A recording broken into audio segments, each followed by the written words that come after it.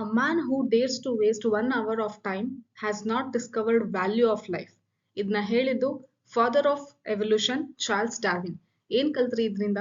ಯಾರು time waste ಮಾಡಕ್ಕೆ ಅಷ್ಟೊಂದು ಡೇರ್ ಇಟ್ಕೊಂಡಿರ್ತಾರೆ ಅಂಥವ್ರು ಲೈಫಿನ ವ್ಯಾಲ್ಯೂ ಬಗ್ಗೆ ಏನು ತಿಳ್ಕೊಂಡಿಲ್ಲ ಅಂತ ಅರ್ಥ. ಅಂದ್ರೆ ಟೈಮ್ ವೇಸ್ಟ್ ಮಾಡೋದನ್ನ ಬಿಟ್ಟು ಏನಾದ್ರೂ ಹೊಸದನ್ನ ಕಲೀರಿ, ಅಕ್ಕಪಕ್ಕ ಅಬ್ಸರ್ವೇಷನ್ ಮಾಡಿ, ಏನಾದ್ರೂ ತಿಳ್ಕೊಳ್ಳಿ ಅಂತಂದೇಳಿ ಚಾರ್ಲ್ಸ್ ಡಾರ್ವಿನ್ ಅವರು ಹೇಳ್ತಾ ಇರೋದು. ಸೊ ಈ ಪಾರ್ಟ್ 3 ವಿಡಿಯೋದಲ್ಲಿ ನಾವು ತುಂಬಾ ಇಂಪಾರ್ಟೆಂಟ್ ಆಗಿರೋ ಈ ಚಾಪ್ಟರ್ ಅಲ್ಲಿ ತುಂಬಾ ಸರಿ ಕ್ವೆಶನ್ಸ್ ಕೇಳ್ತಿರುವಂತಹ ಮತ್ತೆ ನೀಟ್ KCT ಅಷ್ಟೇ ಅಲ್ಲ, ಬೋರ್ಡ್ ಎಕ್ಸಾಮ್ ಅಲ್ಲಿನೂ ಕೂಡ ತುಂಬಾ ಸರಿ ಕೇಳಿರುವಂತ ಕಾನ್ಸೆಪ್ಟ್ ಈ ಪಾರ್ಟ್ ಅಲ್ಲಿ ನಾವು ಡಿಸ್ಕಸ್ ಮಾಡ್ಲಿಕ್ಕೆ ಇದೀವಿ. So welcome back to botany bloom channel. ನಾನು ನಿಮ್ಮ ಎಜುಕೇಟರ್ ರಚನಾ. ಸೊ ನೋಡಿ, ಬಯೋಲಾಜಿಕಲ್ ಎವಲ್ಯೂಷನ್. ಸೊ ಇದಕ್ಕಿಂತ ಪಾರ್ಟ್ 1 ಪಾರ್ಟ್ 2 ಮುಂಚೆ ನೋಡಿದೀರಾ ಅಂತಂದ್ರೆ ನಿಮಗೆ ಗೊತ್ತಿದೆ. ಫಸ್ಟ್ ಗೆನೆ NCERT ಟೆಕ್ಸ್ಟ್ ಬುಕ್ ನ ನೀವು ಇಟ್ಕೊಳ್ಳಿ, ಮತ್ತೆ ಪೆನ್ಸಿಲ್ ಇಟ್ಕೊಳ್ಳಿ. ನಾನು ಏನ್ ಹೇಳ್ತೀನಲ್ಲ ಅದನ್ನ ಅಂಡರ್ಲೈನ್ ಮಾಡ್ಕೊಳ್ಳಿ. ಹಾಗೆ ಏನಾದ್ರೂ ಮೀನಿಂಗ್ ಇಳಿದ್ರೆ ಅಲ್ಲೇನೆ ಬರ್ಕೊಂತ ಬನ್ನಿ. ನೆಕ್ಸ್ಟ್ ಈಗ ನೋಡಿ, ಬಯೋಲಾಜಿಕಲ್ ಎವಲ್ಯೂಷನ್ ಅಂದ್ರೆ ಏನು ಅಂತ ಹೇಳಿ ಈ ಪ್ಯಾರಾಗ್ರಾಫ್ ಅಲ್ಲಿ ಹೇಳಿದ್ದಾರೆ. So evolution by natural selection in a true sense would have started when cellular forms of life with differences in metabolic capability originated on earth. So ಇದು ತುಂಬಾ ಥೆರೆಟಿಕಲ್ ಕಾನ್ಸೆಪ್ಟ್ಸ್ ಇವೆಲ್ಲ. ಸೊ ಸಿಂಪಲ್ ಆಗಿ ನಾನು ಯಾವ ರೀತಿ ಕತೆ ತರ ಹೇಳ್ತೀನಲ್ಲ ಅದೇ ರೀತಿ ಕೇಳಿಸ್ಕೊಂತ ಬನ್ನಿ, ನಿಮಗೆ ಅರ್ಥ ಆಗುತ್ತೆ. ಸೊ ಏನಂತ ಹೇಳ್ತಾ ಇದಾರೆ, evolution by natural selection. Natural selection ಅಂದ್ರೆ ಫಸ್ಟ್ ಕ್ಲಾಸ್ ಇಂದನು ಫಸ್ಟ್ ಪಾರ್ಟ್ ಅಲ್ಲಿ ನಾವೇನು ಡಿಸ್ಕಸ್ ಮಾಡಿದ್ವಲ್ಲ ಅಲ್ಲಿಂದಾನೇ ನಿಮಗೆ ಗೊತ್ತಿದೆ. ಸೊ ಈ ಐಡಿಯಾ ಕೊಟ್ಟಿದ್ದು Charles Darwin. So natural selection ನಿಂದನೇ ಎವಲ್ಯೂಷನ್ ಆಗಿದೆ ಅಂತ ಹೇಳಿ ಅವರು ಹೇಳಿರೋದು. So in true sense actual ಆಗಿ ಹೇಳ್ಬೇಕಂದ್ರೆ ಏನು, ವುಡ್ ಹ್ಯಾವ್ ಸ್ಟಾರ್ಟೆಡ್, ಯಾವಾಗಿಂದ ಸ್ಟಾರ್ಟ್ ಆಗಿರ್ಬೇಕಾಗಿತ್ತು, when cellular forms of life with differences in metabolic capability originated on earth. ಒಂದು ಸೆಲ್ ಇಂದ ಮಲ್ಟಿ ಸೆಲ್ಯುಲರ್ ಆಗಿರೋದು, ನೆಕ್ಸ್ಟ್ ಅದರಿಂದ ಆರ್ಗನ್ ಸಿಸ್ಟಮ್ ಆಗಿ ಡೆವಲಪ್ ಆಗಿರೋದು, ನೆಕ್ಸ್ಟ್ ಇನ್ನು ಕಾಂಪ್ಲೆಕ್ಸ್ ಆರ್ಗನ್ ಸಿಸ್ಟಮ್ಸ್ ಅಲ್ಲಿ ಬೇರೆ ಬರ್ತಾ ಬೇರೆ ಬೇರೆ ಆರ್ಗನಿಸಮ್ ಎವಾಲ್ವ್ ಆಗ್ತಾ ಇದೆ. ಸೊ ಇದೆಲ್ಲ ಯಾಕೆ ಆಯ್ತು ಅಂದ್ರೆ ನ್ಯಾಚುರಲ್ ಸೆಲೆಕ್ಷನ್ ಇಂದಾನೆ ಈ ರೀತಿ ಚೇಂಜಸ್ ಆಗಿ ಈ ರೀತಿ ಇವಾಗ ಕಾಂಪ್ಲೆಕ್ಸ್ ಆರ್ಗಾನಿಸಮ್ಸ್ ಇರೋದು ಅಂತ ಹೇಳಿ ಅವರು ಹೇಳ್ತಾರೆ. ಇನ್ನು ಟ್ರೂ ಸೆನ್ಸ್ ಹೇಳ್ಬೇಕು ಅಂತ ಅಂದ್ರೆ ಒಂದು ಸೆಲ್ ಏನು ಸ್ಟಾರ್ಟ್ ಆಯ್ತಲ್ಲ ಲೈಫ್ ಫಾರ್ಮ್ ಅರ್ಥಲ್ಲಿ. ಸೊ ಅರ್ಥಲ್ಲಿ ಸ್ಟಾರ್ಟ್ ಆಗಿದ್ದು ವಾಟರ್ ಅಲ್ಲಿ ಲೈಫ್ ಫಾರ್ಮ್ಸ್. ಸೊ ವಾಟರ್ ಅಲ್ಲಿನೂ ಯಾವ ರೀತಿ ಸ್ಟಾರ್ಟ್ ಆಯ್ತು, ಫಸ್ಟ್ ನಾನ್ ಸೆಲ್ಯುಲರ್ ಇತ್ತು, ಆಮೇಲೆ ಸೆಲ್ಯುಲರ್ ಬಂತು. ಸೊ ಇಲ್ಲಿಂದ ನೆಕ್ಸ್ಟ್ ಏನಾಯ್ತು, ಬರ್ತಾ ಚೇಂಜಸ್ ಆಗಿ ಇವಾಗ ಈ ರೀತಿ ಇರೋದು. ಸೊ ಇದೆಲ್ಲ ಆಗ್ತಾ ಇದ್ದಾನೆ ನ್ಯಾಚುರಲ್ ಸೆಲೆಕ್ಷನ್ ಇಂದಾನೆ ಆಗ್ಬೇಕಾಗಿತ್ತು ಅಂತ ಹೇಳಿ ಹೇಳ್ತಾ ಇದ್ದಾರೆ. Okay, the essence of Darwinian theory about evolution is natural selection. Darwinian theory of evolution ಅಂದ್ರೆ ಏನು, ಆಕ್ಚುಲ್ ಆಗಿ ಅವ್ರು ಹೇಳೋದು ಎಕ್ಸ್ಪ್ಲೇನ್ ಮಾಡೋದು ಏನಿರುತ್ತೆ ನ್ಯಾಚುರಲ್ ಸೆಲೆಕ್ಷನ್ ಬಗ್ಗೆ ಅವ್ರು ತುಂಬಾ ಎಕ್ಸ್ಪ್ಲೇನ್ ಮಾಡ್ತಾರೆ.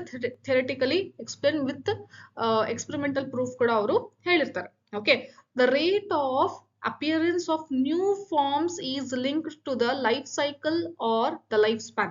ಇಲ್ಲಿ ಅವರು ಒಂದು ಕೊಟ್ಟಿರುವಂತಹ ಸ್ಟೇಟ್ಮೆಂಟ್ ಪ್ರಕಾರ ಏನಂತ ಹೇಳ್ತಾ ಇದ್ರೆ ನೋಡಿ, ಲೈಫ್ ಸ್ಪ್ಯಾನ್ ಇದೆ ಅಲ್ಲ, ಒಂದು ಆರ್ಗಾನಿಸಮಿನ ಲೈಫ್ ಸ್ಪ್ಯಾನ್ ಮೇಲೆ ಏನು ಡಿಪೆಂಡ್ ಆಗಿರುತ್ತೆ, ಯಾವ ರೀತಿ ಅದಕ್ಕೂ ಮತ್ತೆ ಎವಲ್ಯೂಷನಿನ ರೇಟಿಗೂ ಹೇಗೆ ಡಿಪೆಂಡೆನ್ಸಿ ಇದೆ ಅಂತ ಹೇಳಿ ನೋಡಿ. ಲೈಫ್ ಸ್ಪ್ಯಾನ್ ಈಸ್ ಆಕ್ಚುಲಿ ಮಕ್ಕಳೇ inversely proportional to rate of evolution. Okay, so rate of evolution ಇದನ್ನ ನೀವು ಬರ್ಕೊಳ್ಳಿ. ನಾನು ಮೌಸ್ ಇಂದ ಬರೀತಾ ಇದ್ದೀನಲ್ಲ, ಸೊ ಸ್ವಲ್ಪ ಈ ರೀತಿ ಆಗುತ್ತೆ. So rate of evolution, I think you will write this. Okay, so life span, suppose ಯಾವ್ದಾದ್ರು ಒಂದು ಆರ್ಗಾನಿಸಮಿನ ಲೈಫ್ ಸ್ಪ್ಯಾನ್ ಚಿಕ್ಕದಿತ್ತು ಅಂತಂದ್ರೆ ಅದರ ರೇಟ್ ಆಫ್ ಎವಲ್ಯೂಷನ್ ಏನಾಗುತ್ತೆ, ಜಾಸ್ತಿ ಇರುತ್ತೆ, ಬೇಗ ಎವಾಲ್ವ್ ಆಗುತ್ತೆ ಅಂತ. ಅದೇ ಲೈಫ್ ಸ್ಪ್ಯಾನ್ ಕಡಿಮೆ ಜಾಸ್ತಿ ಇತ್ತು ಅಂತಂದ್ರೆ ಎವಲ್ಯೂಷನಿನ ರೇಟ್ ಏನಾಗುತ್ತೆ, ಕಡಿಮೆ ಆಗುತ್ತೆ. Means they are inversely proportional. So ಇಲ್ಲಿ ಏನ್ ಹೇಳ್ತಾ ಇದ್ರೆ ಹೇಗೆ ಲಿಂಕ್ ಆಗುತ್ತೆ ಅಂತ ಹೇಳ್ತಾ ಇದ್ದಾರೆ. Rate of appearance of new forms, ಹೊಸದಾಗಿ ಒಂದು ಲೈಫ್ ಫಾರ್ಮ್ ಆಗ್ತಾ ಇದೆ ಅಂದ್ರೆ ಎವಲ್ಯೂಷನ್ ಆಗಿನೇ ಅಲ್ವಾ ಹೊಸದಾಗಿ ಲೈಫ್ ಫಾರ್ಮ್ ಆಗೋದು. ಸೊ ಯಾವ್ದಕ್ಕೆ ಲಿಂಕ್ ಆಗುತ್ತೆ ಅಂದ್ರೆ link to the life cycle or the life span. So ಇಲ್ಲಿ ನ್ಯೂ ಫಾರ್ಮ್ಸ್ ಅಂತ ಅಂದ್ರೆ ಏನರ್ಥ, ಹೊಸದಾಗಿ ಬರ್ತಾ ಇದೆ, ನ್ಯೂ ಫಾರ್ಮ್ಸ್ ಆಗ್ತಾ ಇದೆ ಅಂದ್ರೆ ಏನರ್ಥ, ಎವಲ್ಯೂಷನ್ ಆಗ್ತಾ ಇದೆ ಅಂತ ಅರ್ಥ. ಅದನ್ನ ನಾನು ಇಲ್ಲಿ ಹೇಳಿರೋದು. ಓಕೆನಾ. So microbes that divide fast, ಇಲ್ಲಿ ಅದನ್ನ ಎಕ್ಸ್ಪ್ಲೇನ್ ಮಾಡ್ತಾ ಬಂದಿದ್ದಾರೆ ಈ ಸ್ಟೇಟ್ಮೆಂಟ್ ನ. Okay, so microbes that divide fast have the ability to multiply and become millions of individuals within hours. So ಒಂದು ಪೆಟ್ರಿ ಡಿಶ್ ತಗೊಳ್ಳೋಣ ಲ್ಯಾಬೊರೇಟರಿಯಲ್ಲಿ. ಓಕೆ, ಬ್ಯಾಕ್ಟೀರಿಯಾ ಕಲ್ಚರ್ ಮಾಡೋಣ. ಸೊ ಬ್ಯಾಕ್ಟೀರಿಯಾ ಕಲ್ಚರ್ ಸ್ವಲ್ಪ ಇಲ್ಲಿ ಬೆಳೆಸಿದಾಗ ಇಲ್ಲಿ ಒಂದು ಫುಡ್ ಹಾಕ್ತಾರೆ, ಮೀಡಿಯಂ, ಅದಕ್ಕೆ ಬೇಕಾಗಿರುವಂತ ಆಹಾರ ಹಾಕಿರ್ತಾರೆ. ಸೊ ಇದು ಸ್ವಲ್ಪ ನಂಬರ್ ಇದ್ದಿದ್ದು ಪಟ ಮಲ್ಟಿಪ್ಲೈ ಆಗಿ ಮಿಲಿಯನ್ಸ್ ಗಟ್ಲೆ ಆಯ್ತು. ಓಕೆ, ಸೊ ಈ ಮಿಲಿಯನ್ಸ್ ಫಾರ್ಮೇಶನ್ ಆಗಿದೆ ಅಲ್ಲ, ಇದ್ರಲ್ಲಿ ಏನಾಗುತ್ತೆ, ಕೆಲವೊಂದ್ರಲ್ಲಿ ಜೀನ್ಸ್ ವೇರಿಯೇಷನ್ ಆಗುತ್ತೆ, ಅಂದ್ರೆ ಹೊಸ ತರ ಲೈಫ್ ಫಾರ್ಮ್ಸ್ ಇಲ್ಲಿ ಬಂದಿದೆ. ಓಕೆ, ಸೊ ಎವಲ್ಯೂಷನ್ ಇನ ಪ್ರಾಸೆಸ್ ನೋಡಿ ಎಷ್ಟು ಬೇಗ ಆಗುತ್ತೆ, ಯಾಕಂದ್ರೆ ಇದು ಲೈಫ್ ಸ್ಪ್ಯಾನ್ ಚಿಕ್ಕದಿದೆ, ಹಂಗೆ ಹುಟ್ಟಿರುತ್ತೆ, ಹಂಗೆ ರಿಪ್ರೊಡಕ್ಷನ್ ಆಗುತ್ತೆ, ಆಮೇಲೆ ಹಂಗೆ ಬೇಗನು ಸತ್ತೋಗಿರುತ್ತೆ. ಸೊ ಲೈಫ್ ಸ್ಪ್ಯಾನ್ ಚಿಕ್ಕದಿರೋದ್ರಿಂದ ಮಲ್ಟಿಪ್ಲೈನು ಕೂಡ ಬೇಗ ಆಗುತ್ತೆ, ರಿಪ್ರೊಡಕ್ಷನ್ ರೇಟ್ ಕೂಡ ಜಾಸ್ತಿ ಇರುತ್ತೆ, ಜಾಸ್ತಿ ನಂಬರ್ ಕೂಡ ಪ್ರೊಜನಿ ಏನು ನಂಬರ್ ಇರುತ್ತಲ್ಲ ಅದನ್ನು ಕೂಡ ಜಾಸ್ತಿ ಇರುತ್ತೆ, ಕಡಿಮೆ ಟೈಮಲ್ಲಿ ರಿಪ್ರೊಡ್ಯೂಸ್ ಆಗುತ್ತೆ, ಮತ್ತೆ ಎವಲ್ಯೂಷನ್ ಕೂಡ ಬೇಗ ಆಗ್ಬಿಡುತ್ತೆ. ಸೊ ಕಡಿಮೆ ಲೈಫ್ ಸ್ಪ್ಯಾನ್ ಇತ್ತು ಅಂದ್ರೆ ರೇಟ್ ಆಫ್ ಎವಲ್ಯೂಷನ್ ಏನಾಯ್ತು, ಜಾಸ್ತಿ ಆಯ್ತು, ಅದನ್ನೇ ಇಲ್ಲಿ ಹೇಳಿರೋದು. ಅದೇ ಕೆಲವೊಂದು ಗಂಟೆಗಳಲ್ಲಿ ಏನಾಗುತ್ತೆ, ಅದರ ಮಿಲಿಯನ್ಸ್ ಆಫ್ ಪ್ರೊಜನಿ ಅದು ಪ್ರೊಡ್ಯೂಸ್ ಮಾಡ್ಬಿಡುತ್ತೆ. Next, a colony of bacteria example ತಗೊಳ್ಳೋಣ ಎ. ಸೊ ಇದು ಎ ಅಂತ ತಗೊಳ್ಳೋಣ, ಇದು ಎ. ಇಲ್ಲಿ ಏನಿದೆ, ಬ್ಯಾಕ್ಟೀರಿಯಾದ ಕಾಲೋನಿ ಇದೆ. Growing on a given medium, ಒಂದು ಮೀಡಿಯಂ ಹಾಕಿರ್ತಾರೆ, ಅದಕ್ಕೆ ಬೇಕಾಗಿರುವಂತ ಆಹಾರ ಹಾಕಿರ್ತಾರೆ. Okay, given medium has built in variation in terms of ability to utilise a feed component. ಇಲ್ಲಿ ಏನಿರುತ್ತೆ, ಈ ಬ್ಯಾಕ್ಟೀರಿಯಾನ ಎಬಿಲಿಟಿ ಏನು, ಕೊಟ್ಟಿರುವಂತ ಆಹಾರನ ತಿಂದ್ಬಿಟ್ಟು ಬೇಗ ಬೇಗ ಮಲ್ಟಿಪ್ಲೈ ಮಾಡ್ಕೋಬೇಕು, ಇದು ಇದರ ಎಬಿಲಿಟಿ. ಓಕೆನಾ. Next, a change in the medium composition would bring out only that part of the population, say B, that can survive under the new condition.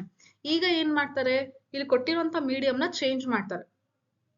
Okay, so ಅದಕ್ಕೆ ಏನು ಆಹಾರ ಕೊಟ್ಟಿರ್ತಾರಲ್ಲ ಅದನ್ನ ಚೇಂಜ್ ಮಾಡ್ಬಿಡ್ತಾರೆ. ಚೇಂಜ್ ಮಾಡಿದಾಗ ಏನಾಯ್ತು, ಎಲ್ಲಾ ಬ್ಯಾಕ್ಟೀರಿಯಾ ಇಲ್ಲಿ ಬದುಕಕ್ಕೆ ಸಾಧ್ಯ ಆಗ್ಲಿಲ್ಲ. ಅವಾಗ ಏನಾಗುತ್ತೆ, ಕೆಲವೊಂದು ಬ್ಯಾಕ್ಟೀರಿಯಾ ಮಾತ್ರ, ಓಕೆ, ಸೊ ಇಲ್ಲಿ ಸ್ವಲ್ಪ ಬ್ಯಾಕ್ಟೀರಿಯಾಸ್ ಇರ್ತಲ್ಲ ಅದು ಮಾತ್ರ ಬದುಕಿರುತ್ತೆ. ಓಕೆ, ಸೊ ಇನ್ ಮಿಕ್ಕಿರುವಂತ ಬ್ಯಾಕ್ಟೀರಿಯಾ ಆ ಚೇಂಜ್ ಮಾಡಿರೋ ಫುಡ್ ನ ತಿನ್ಕೊಂಡು ಇರ್ಲಿಕ್ಕೆ ಆಗಲ್ಲ. ಸೊ ಇಂಥ ಪಾಪ್ಯುಲೇಷನ್ ಇದೆಲ್ಲ, ಇದನ್ನ ನಾವು ಸಪರೇಟ್ ಆಗಿ ನೋಡಿದಾಗ ಇದನ್ನ ಬಿ ಪಾಪ್ಯುಲೇಷನ್ ಅಂತ ಕರಿದ್ವಿ. ಯಾಕೆ, ಹೊಸದಾಗಿ ಬಂದಿರೋಂತ ಎನ್ವಿರಾನ್ಮೆಂಟ್ ಗೆ ಅಡ್ಜಸ್ಟ್ ಆಗಿದೆ, ಹೊಸದಾಗಿ ಚೇಂಜ್ ಮಾಡಿರುವಂತ ಫುಡ್ ನ ತಿನ್ಕೊಂಡು ಕೂಡ ಅದು ಮಲ್ಟಿಪ್ಲೈ ಆಗ್ತಾ ಇದೆ ಅಂದ್ರೆ ಅದರಲ್ಲಿ ಒಂದು ಹೊಸ ಎಬಿಲಿಟಿ ಬಂದಿದೆ, ಒಂದು ಹೊಸ ಜೀನ್ ವೇರಿಯೇಷನ್ ಆಗಿದೆ, ಜೀನ್ಸ್ ಅಲ್ಲಿ ಚೇಂಜ್ ಆಗಿದೆ. ಸೊ ಹಂಗಾಗಿ ಅದು ಅಂತ ಫುಡ್ ಕೊಟ್ರು, ಬೇರೆ ತರ ಫುಡ್ ಚೇಂಜ್ ಮಾಡಿ ಕೊಟ್ರು ಅದು ತಿಂದು ಅಲ್ಲಿ ಮಲ್ಟಿಪ್ಲೈ ಆಗಿ ಸರ್ವೈವ್ ಆಗ್ತಾ ಇದೆ. ಓಕೆನಾ. ಸೊ ಎನ್ವಿರಾನ್ಮೆಂಟ್ ಚೇಂಜ್ ಆದ್ರೂ ಅದು ಅಲ್ಲಿ ಫಿಟ್ ಆಗ್ತಾ ಇದೆ. ಓಕೆ, ಸೊ ಇಂಥ ಕಂಡೀಷನ್ ಗೆ ನಾವು ಇಂಥದ್ದು ಇದು ಬಿ ಪಾಪ್ಯುಲೇಷನ್ ಅಂತ ಕರೆದ್ವಿ. C population say B that can survive under new condition, ಹೊಸ ಕಂಡೀಷನ್ ಕೊಟ್ರು ಕೂಡ ಅದು ಸರ್ವೈವ್ ಆಗ್ತಾ ಇದೆ. In due course of time this this variant population outgrows the other and appears as a new species. ಬರ್ತಾ ಬರ್ತಾ ಅದರಲ್ಲಿ ಯಾವ ರೀತಿ ಜೀನ್ಸ್ ಚೇಂಜ್ ಆಗುತ್ತೆ ಅಂತ ಅಂದ್ರೆ, ಈಗ ಚೇಂಜ್ ಮಾಡಿರೋ ಫುಡ್ ಇದೆಲ್ಲ ಅದನ್ನ ಚೆನ್ನಾಗಿ ತಿನ್ಕೊಂಡು ಏನು ಮಲ್ಟಿಪ್ಲೈ ಮಾಡ್ಕೊಂಡು ರಿಪ್ರೊಡಕ್ಷನ್ ರೇಟ್ ಜಾಸ್ತಿ ಮಾಡ್ಕೊಂಡು ಅದು ಚೆನ್ನಾಗಿ ಬದುಕ್ತಾ ಇದೆ. ಸೊ ಆ ಜೀನ್ಸ್ ಅಲ್ಲಿ ವೇರಿಯೇಷನ್ ಆಯ್ತು, ಬರ್ತಾ ಬರ್ತಾ ಅದು ಮುಂಚೆ ಇರೋ ಪಾಪ್ಯುಲೇಷನ್ ಗಿಂತ ಚೇಂಜ್ ಆಗಿದೆ. ಸೊ ಈ ಚೇಂಜ್ ಆಗಿರೋದನ್ನ ನಾವೇನಂತ ಕರಿತಾ ಇದೀವಿ, ನ್ಯೂ ಸ್ಪೀಶೀಸ್ ಅಂತ ಕರೆದ್ವಿ. ಈ ರೀತಿ ಹೊಸ ಸ್ಪೀಶೀಸ್ ಆಗೋದು, ಮುಂಚೆ ಇರೋಂತಹ ಸ್ಪೀಶೀಸ್ ಇಂದನೇ ಎನ್ವಿರಾನ್ಮೆಂಟ್ ಗೆ ಅಡ್ಜಸ್ಟ್ ಆಗ್ಬಿಟ್ಟು, ಅಡ್ವರ್ಸ್ ಕಂಡೀಷನ್ ಬಂದಾಗ ಅಡ್ಜಸ್ಟ್ ಆಗ್ಬಿಟ್ಟು ಹೊಸ ಸ್ಪೀಶೀಸ್ ಬರುತ್ತಲ್ಲ, ಇದನ್ನ ನಾವು ಸ್ಪೀಸಿಯೇಷನ್ ಅಂತ ಕರಿತೀವಿ. ಮಕ್ಕಳೇ ಇದು ತುಂಬಾ ಡೀಟೇಲ್ ಆಗಿ ಈ ಪ್ಯಾರಾಗ್ರಾಫ್ ಅಲ್ಲಿ ಕೊಟ್ಟಿರ್ತಾರೆ, ಬಟ್ ನಿಮಗೆ ಅರ್ಥ ಆಗ್ತಾ ಇರಲ್ಲ. ಓಕೆ, ಒಂದ್ಸರಿ ಪಾಠ ಕೇಳಿದಾಗ. ಸೊ ನಾನು ಹೇಳ್ತಾ ಇದ್ನಲ್ಲ, ಬೇಕಿದ್ರೆ ಪಾಸ್ ಮಾಡಿ ಮತ್ತೊಂದ್ಸರಿ ನೀವು ಕೇಳಿಸ್ಕೊಳ್ಳಿ, ಅರ್ಥ ಆಗಿಲ್ಲ ಮತ್ತೊಂದ್ಸರಿ NCERT ಓದಿ ಮತ್ತೊಂದ್ಸರಿ ಕೇಳಿಸ್ಕೊಳ್ಳಿ. ಕಾನ್ಸೆಪ್ಟ್ ಅರ್ಥ ಆದ್ರೆ ಮಾತ್ರ ಅಸರ್ಷನ್ ರೀಸನ್ ಕ್ವೆಶನ್ಸ್ ನ ನೀವು ಸಾಲ್ವ್ ಮಾಡ್ಲಿಕ್ಕೆ ಸಾಧ್ಯ ಆಗುತ್ತೆ. ಸೊ ಸ್ಪೀಸಿಯೇಷನ್ ಅಂತ ಅಂದ್ರೆ ಏನು, ಹೊಸದಾಗಿ ಸ್ಪೀಶೀಸ್ ಹುಟ್ಕೊಂಡಿರೋಂಥದ್ದು, ಯಾವ ರೀತಿ ಮುಂಚೆ ಇರುವಂತ ಒರಿಜಿನಲ್ ಸ್ಪೀಶೀಸ್ ಇಂದ, ಇಂಥದಕ್ಕೆ ನಾವೇನಂತ ಕರಿತೀವಿ, ಸ್ಪೀಸಿಯೇಷನ್ ಅಂತ ಕರಿತೀವಿ. So this would happen within days. So ಈ ರೀತಿ ಹೊಸ ಸ್ಪೀಶೀಸ್ ಬರ್ಲಿಕ್ಕೆ ಜಾಸ್ತಿ ಸಮಯ ಆಗಲ್ಲ ಮಕ್ಕಳೇ, ಸ್ವಲ್ಪ ದಿನಗಳಲ್ಲಿನೇ ಈ ತರ ಹೊಸ ಸ್ಪೀಶೀಸ್, ಬ್ಯಾಕ್ಟೀರಿಯಾದು ಹೊಸ ಸ್ಪೀಶೀಸ್ ಬಂದ್ಬಿಡ್ತು. ಸೊ ಹಂಗಾಗಿ ನ್ಯೂ ಪಾಪ್ಯುಲೇಷನ್ ಬಂತು.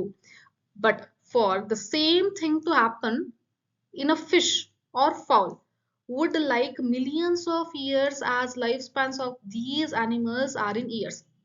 Suppose example ತಗೊಂಡ್ರೆ ಫಿಶ್ ನ ಲೈಫ್ ಸ್ಪ್ಯಾನ್ ಏನಾಗುತ್ತೆ, ಜಾಸ್ತಿ ಇರುತ್ತೆ.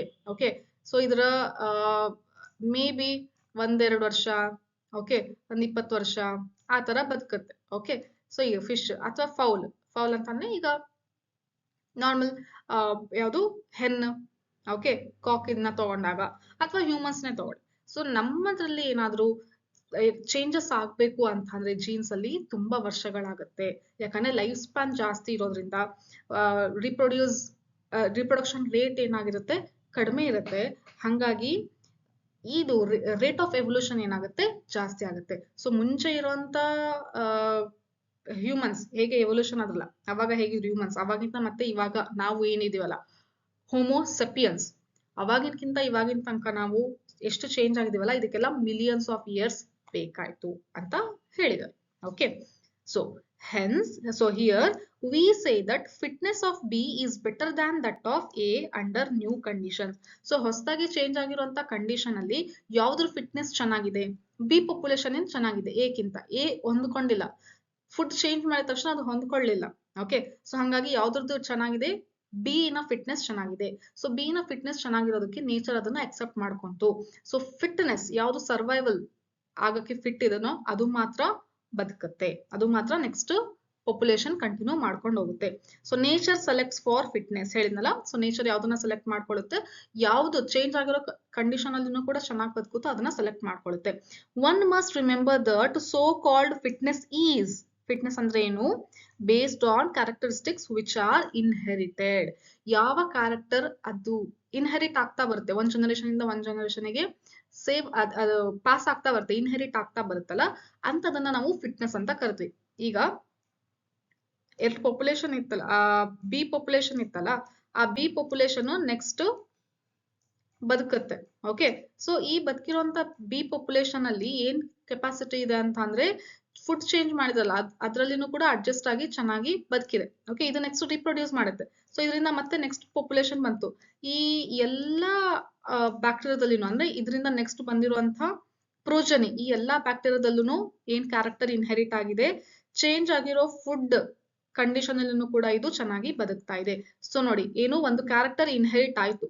ಸೊ ಇಂಥ ಇನ್ಹೆರಿಟಿಂಗ್ ಕ್ಯಾರೆಕ್ಟರ್ನ ನಾವೇನಂತ ಕರಿತಾ ಇದ್ವಿ, ಫಿಟ್ನೆಸ್ ಅಂತ ಕರೆದ್ವಿ ಅಂತ ಹೇಳ್ತಾ ಇದ್ವಿ. Okay, so hence there must be genetic basis for getting selected and to evolve. So ಸುಮ್ನೆ ಎವಲ್ಯೂಷನ್ ಆಗ್ಬಿಡ್ತು, ಎವಾಲ್ವ್ ಆಯ್ತು ಅಂತ ಹೇಳಕ್ ಬರಲ್ಲ. ಸೊ ಆಕ್ಚುಲಿ ಇದ್ರದ್ದು ಬೇಸಿಕ್ಸ್ ಏನಿದೆ ಅಂದ್ರೆ ಜೆನೆಟಿಕ್ಸ್ ಬೇಸಿಕ್ಸ್ ಇದೆ. ಒಂದು ಕ್ಯಾರೆಕ್ಟರ್ ಇನ್ಹೆರಿಟ್ ಆಗ್ತಾ ಇದೆ, ಒಂದ್ ಜನರೇಷನ್ ಇಂದ ಇನ್ನೊಂದ್ ಜನರೇಷನ್ ಗೆ ಹೋಗ್ತಾ ಇದೆ ಅಂತಂದ್ರೆ that is because of it's jeans ಮಕ್ಕಳೇ. Okay, so another way of saying the same thing is that some organisms are better adapted to survive in an otherwise hostile environment. Hostile ಅಂತಂದ್ರೆ ಏನು, unfavourable environment ಇದ್ದಾಗ, adverse conditions ಇದ್ದಾಗ, ಅಂತ environment ಅಲ್ಲಿನೂ ಕೂಡ ಯಾವ್ದು ಚೆನ್ನಾಗಿ ಬದುಕುತ್ತಲ್ಲ ಅದು fitness, surviving for the fitness, ಅದು ಏನಾಯ್ತು, ಸರ್ವೈವ್ ಆಯ್ತು. ಓಕೆ, ಅದು ಫಿಟ್ ಇದೆ ಅಂತ ಹೇಳಿ ಅರ್ಥ. Adaptive ability is inherited. ಹೇಗೆ ಅಡಾಪ್ಟ್ ಮಾಡ್ಕೊಳ್ಳುತ್ತಲ್ಲ ಅಂತ ಎಬಿಲಿಟಿ ಏನಾಗುತ್ತೆ, ಇನ್ಹೆರಿಟ್ ಆಗ್ತಾ ಬರುತ್ತೆ. ಸೊ ನ್ಯೂ ಕಂಡೀಷನ್ ಹೇಗೆ ಅಡಾಪ್ಟ್ ಆಯ್ತಲ್ಲ, ಅದು ಆ ಕ್ಯಾರೆಕ್ಟರ್ ಏನಾಯ್ತು ನೆಕ್ಸ್ಟ್ ಜನರೇಷನ್ಗೂ ಕೂಡ ಪಾಸ್ ಆಯ್ತು, ಇನ್ಹೆರಿಟ್ ಆಯ್ತು. It has a genetic basis. So main ತಿರ್ಗಾಮರ್ಗ ಅದನ್ನೇ ಹೇಳ್ತಾ, ನಾನು ಇವತ್ತು ಅವಾಗಲೇ ಎಕ್ಸ್ಪ್ಲೇನ್ ಮಾಡಿದ್ನಲ್ಲ ಅದನ್ನೇ ಹೇಳ್ತಾ ಇದ್ರೆ, fitness is the end result of the ability to adapt and get selected by nature. So ಒಂದು ಆರ್ಗಾನಿಸಮ್ ಬದಲಾಗಿರುವಂತ ಎನ್ವಿರಾನ್ಮೆಂಟ್ ಅಲ್ಲಿ ಇದೆ ಅಂತ ಅಂದ್ರೆ ಫಿಟ್ನೆಸ್ ಅದಕ್ಕೆ ಕಾರಣ. ಹೇಗೆ ಫಿಟ್ನೆಸ್ ಕಾರಣ ಆಯ್ತು ಅಂತಂದ್ರೆ ಅದು ಆ ಎನ್ವಿರಾನ್ಮೆಂಟ್ ಗೆ ಅಡಾಪ್ಟ್ ಆಗಿದೆ because of it's selection in the nature. Okay, so fit ಇರೋದಕ್ಕೆ ನೇಚರ್ ಏನ್ ಮಾಡ್ತು, ಅದನ್ನ ಸೆಲೆಕ್ಟ್ ಮಾಡ್ಕೊಂತು ಅಂತ ಹೇಳಿದ್ರು. ಸೊ ಇಷ್ಟೇ, ಡಾರ್ವಿನ್ ನ ಥಿಯರಿನ ಎಕ್ಸ್ಪ್ಲೇನ್ ಮಾಡಿದ್ದಾರೆ. ಯಾವುದು, ನ್ಯಾಚುರಲ್ ಸೆಲೆಕ್ಷನ್ ಥಿಯರಿ. ಹೇಗೆ ನ್ಯಾಚುರಲ್ ಸೆಲೆಕ್ಷನ್ ಎವಲ್ಯೂಷನ್ಗೆ ಕಾರಣ ಅಂತಂದೇಳಿ ಹೇಳಿದ್ದಾರೆ. ಓಕೆ, ಸೊ ಹಿಂಗೆ ಬರ್ತಾ ಬರ್ತಾ ಹೊಸ ಹೊಸ ಆರ್ಗಾನಿಸಮ್ಸ್ ಎಲ್ಲ ಎವಾಲ್ವ್ ಆಗ್ತಾ ಬಂದಿರೋದು ಅಂತ ಹೇಳಿ ಅವರು ಎಕ್ಸ್ಪ್ಲೇನ್ ಮಾಡಿದ್ದಾರೆ. ಓಕೆನಾ, ಸೊ ಇದ್ರದ್ದು ಇವರೆಲ್ಲ ಸೈಂಟಿಸ್ಟ್ ಕುತ್ಕೊಂಡು ಏನ್ ಕೆಲಸ ಮಾಡ್ತಾರೆ, ಏನ್ ಅಬ್ಸರ್ವೇಷನ್ ಏನ್ ಮಾಡ್ತಾ ಇದ್ರು ಅವಾಗಿನ ಕಾಲದಲ್ಲಿ ಅಂತಂದ್ರೆ, ಮುಂಚೆ ಭೂಮಿ ಹುಟ್ಕೊಂಡ್ಮೇಲೆ ಲೈಫ್ ಫಾರ್ಮ್ಸ್ ಹೇಗೆ ಸ್ಟಾರ್ಟ್ ಆಯ್ತು ಅದು ಒಂದ್ ಸ್ವಲ್ಪ ಥಿಯರಿ ಎಲ್ಲ ನೋಡಿ ಗೊತ್ತಾಯ್ತು ಅವ್ರಿಗೆ. ಓಕೆ, ಕೆಮಿಕಲ್ ಎವಲ್ಯೂಷನ್ ಇಂದಾನೆ ಸ್ಟಾರ್ಟ್ ಆಗಿರ್ಬೋದು ಅಂತ ಹೇಳಿದ್ರು. ಎವಲ್ಯೂಷನ್ ಸ್ಟಾರ್ಟ್ ಆಯ್ತಪ್ಪ, ಗೊತ್ತಾಯ್ತು. ಹಾಗಂದ್ರೆ ಅವಾಗ ಒಂದ್ ಸಿಂಗಲ್ ಆರ್ಗನಿಸಮ್ ಇಂದ ಇವಾಗಿನ ತನಕ ಎಲ್ಲ ಡಿಫ್ರೆಂಟ್ ಆರ್ಗನಿಸಮ್ಸ್ ಎಲ್ಲ ಹೇಗೆ ಎವಾಲ್ವ್ ಆಯ್ತು ಅಂತ ಹೇಳಿ ಎಲ್ಲ ಕಂಡಿಡ್ತಾ ಬರ್ತಾ ಇದ್ರು. ಸೊ ಅವಾಗ ಈ ತರ ಥಿಯರಿಗಳನ್ನೆಲ್ಲ ಕೊಟ್ಕೊಂತ ಬಂದ್ರು. ಸೊ ಡಾರ್ವಿನ್ ಥಿಯರಿ ಹೇಳೋದು ಇಷ್ಟೇ, ನ್ಯಾಚುರಲ್ ಸೆಲೆಕ್ಷನ್. ಸೊ ಹಂಗಾಗಿ based on this natural selection 2 key points ಹೇಳ್ತಾರೆ. ಇದು 2 ಮಾರ್ಕ್ಸ್ ಗೆ ತುಂಬಾ ಸರಿ ಕೇಳ್ತಾರೆ ಮಕ್ಳು. ಓಕೆ, ಸೊ ಏನು ಅಂತ 2 ಕೀ ಪಾಯಿಂಟ್ಸ್ ಯಾವುದು ಡಾರ್ವಿನಿಯನ್ ಥಿಯರಿ ಆಫ್ ಎವಲ್ಯೂಷನ್ ಅಲ್ಲಿ ಅಂತ ಅಂದ್ರೆ, ಬ್ರಾಂಚಿಂಗ್ ಡಿಸೆಂಟ್ ಮತ್ತೆ ನ್ಯಾಚುರಲ್ ಸೆಲೆಕ್ಷನ್. ಬ್ರಾಂಚಿಂಗ್ ಡಿಸೆಂಟ್ ಅಂತ ಅಂದ್ರೆ ಯಾವುದು, ಬ್ಯಾಕ್ಟೀರಿಯಾ ತಗೊಂಡು ಎಕ್ಸ್ಪ್ಲೇನ್ ಮಾಡಿದ್ರಲ್ಲ ಅದೇ, ಯಾವುದು ಎ ಪಾಪ್ಯುಲೇಷನ್ ಮತ್ತೆ ಬಿ ಪಾಪ್ಯುಲೇಷನ್ ಅಂತ. ಅಂದ್ರೆ ಒಂದು ಆಕ್ಚುಯಲ್ ಸಿಂಗಲ್ ಸ್ಪೀಶೀಸ್ ಇಂದ ಬ್ರಾಂಚ್ ಆಗ್ಬಿಟ್ಟು ಹೊಸ ಸ್ಪೀಶೀಸ್ ಬಂತಲ್ಲ, ಅದನ್ನೇ ನಾವೇನಂತ ಕರಿತೀವಿ, branching descent. Okay, formation of new species from single ancestor original species, that is known as what, branching descent. ಆಮೇಲೆ ಇನ್ನೊಂದು ಯಾವುದು, ನ್ಯಾಚುರಲ್ ಸೆಲೆಕ್ಷನ್. ಸೊ ಈ ಪ್ರೊಸೆಸ್ ಯಾವ್ದ್ರಿಂದ ಕಾರಣ ಆಯ್ತು? ನ್ಯಾಚುರಲ್ ಸೆಲೆಕ್ಷನ್ ಇಂದಾನೆ ಈ ರೀತಿ ಆಗಿರೋದು. ಸೊ ಇವೆರಡು ಕೀ ಪಾಯಿಂಟ್ಸ್ ಡಾರ್ವಿನಿನ ಥಿಯರಿ ಬಗ್ಗೆ. ಸೊ ಇದ್ರಲ್ಲಿ ಏನು ಡೌಟ್ ಇಲ್ಲ ಅಂತ ತಿಳ್ಕೊಂತೀನಿ. ಏನಾದ್ರು ಡೌಟ್ ಇದ್ರೆ ಮಕ್ಕಳೇ ಕಮೆಂಟ್ ಸೆಕ್ಷನ್ ಅಲ್ಲಿ ತಿಳಿಸಿ. ಸೊ ಈ ಚಾಪ್ಟರ್ ನೀವು ಕಲಿತಾ ಇದ್ದೀರಾ NCERT ನೋಡ್ಕೊಂಡು ಲೈನ್ ಟು ಲೈನ್ ಅಂತಂದ್ರೆ ಇದಾದ್ಮೇಲೆ ಕ್ವೆಶನ್ಸ್ ಪ್ರಾಕ್ಟೀಸ್ ಮಾಡಬೇಕು. ಸೊ ಕ್ವೆಶನ್ಸ್ ಪ್ರಾಕ್ಟೀಸ್ ಮಾಡಿದಾಗ ಏನಾದ್ರು ಡೌಟ್ ಬಂತು ಅಂತಂದ್ರೆ ನನಗೆ ಕಮೆಂಟ್ ಅಲ್ಲಿ ತಿಳಿಸಿ. ನಾನೀಗ ಪಾರ್ಟ್ 1, 2, 3 ಈಗ 3 ಮಾಡ್ತಿದ್ದೀನಿ. ಇನ್ನೊಂದು 4 ಮಾಡಿದ್ರೆ ಈ ಚಾಪ್ಟರ್ ಮುಗಿಯುತ್ತೆ. ಅದಾದ್ಮೇಲೆ ನಾನು ಈ ಚಾಪ್ಟರ್ ಇಂದ ಕ್ವೆಶನ್ ಸಾಲ್ವ್ ಮಾಡಿಸ್ತೀನಿ. ಸೊ ಆಲ್ರೆಡಿನೂ ಕೂಡ ಮುಂಚೆ ಮಾಡಿಸಿದ್ದೀನಿ. KCET ಮತ್ತೆ ನೀಟ್ ವಿಡಿಯೋ ಅಪ್ಲೋಡ್ ಮಾಡಿದ್ದೀನಿ. ಅದರಲ್ಲಿ ಈ ಚಾಪ್ಟರ್ ನ ಕ್ವೆಶನ್ಸ್ ನಾನು ಸಾಲ್ವ್ ಮಾಡಿಸಿದ್ದೀನಿ. ಬಟ್ ಸ್ಟಿಲ್ ಸಪರೇಟ್ ಆಗಿ ನೀಟ್ KCET ಅಲ್ಲಿ ಯಾವ ರೀತಿ ಕ್ವೆಶನ್ಸ್ ಕೇಳಿದ್ರು, ಮೇಜರ್ ಆಗಿ ರಿಪೀಟ್ ಮಾಡಿರುವಂತ ಕ್ವೆಶನ್ಸ್ ಯಾವ್ದು ಅಂತ ಹೇಳಿ ಸಾಲ್ವ್ ಮಾಡಿಸಿ ನಿಮಗೆ ಒಂದು ವಿಡಿಯೋ ಅಪ್ಲೋಡ್ ಮಾಡ್ತೀನಿ. So stay tuned and please press the bell icon so that you will get notified whenever I'll upload new video, and don't forget to subscribe this channel. Next, even before Darwin, a French naturalist Lamarck had said that evolution of the forms had occurred but driven by use and disuse of ಇದು. Next ಏನಂತ ಹೇಳ್ತಾ ಇದಾರೆ ಅಂತ ಅಂದ್ರೆ, Darwin ಕಿಂತ ಮುಂಚೆನೆ, okay, ಇವನ್ before Darwin ಯಾರು ಬಂದಿದ್ರು ಮುಂಚೆ, ಯಾರು ನ್ಯಾಚುರಲಿಸ್ಟ್ ಇದ್ರು ಅಂದ್ರೆ ಲೆಮಾರ್ಕ್ ಅಂತ. ಓಕೆ, ಸೊ ಇವ್ರು ಕೂಡ ಎವಲ್ಯೂಷನ್ ಬಗ್ಗೆ ಸ್ಟಡಿ ಮಾಡಿ ಥಿಯರೀಸ್ ಗಳನ್ನ ಕೊಟ್ರು.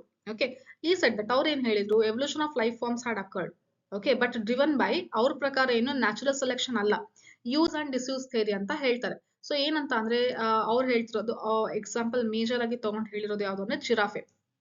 ಓಕೆ, ಸೊ ಮುಂಚೆ ಜಿರಾಫೆ ಎಲ್ಲ ಗೋಟ್ ಶೀಪ್ ಸೈಜ್ ಅಲ್ಲಿ ಇತ್ತು.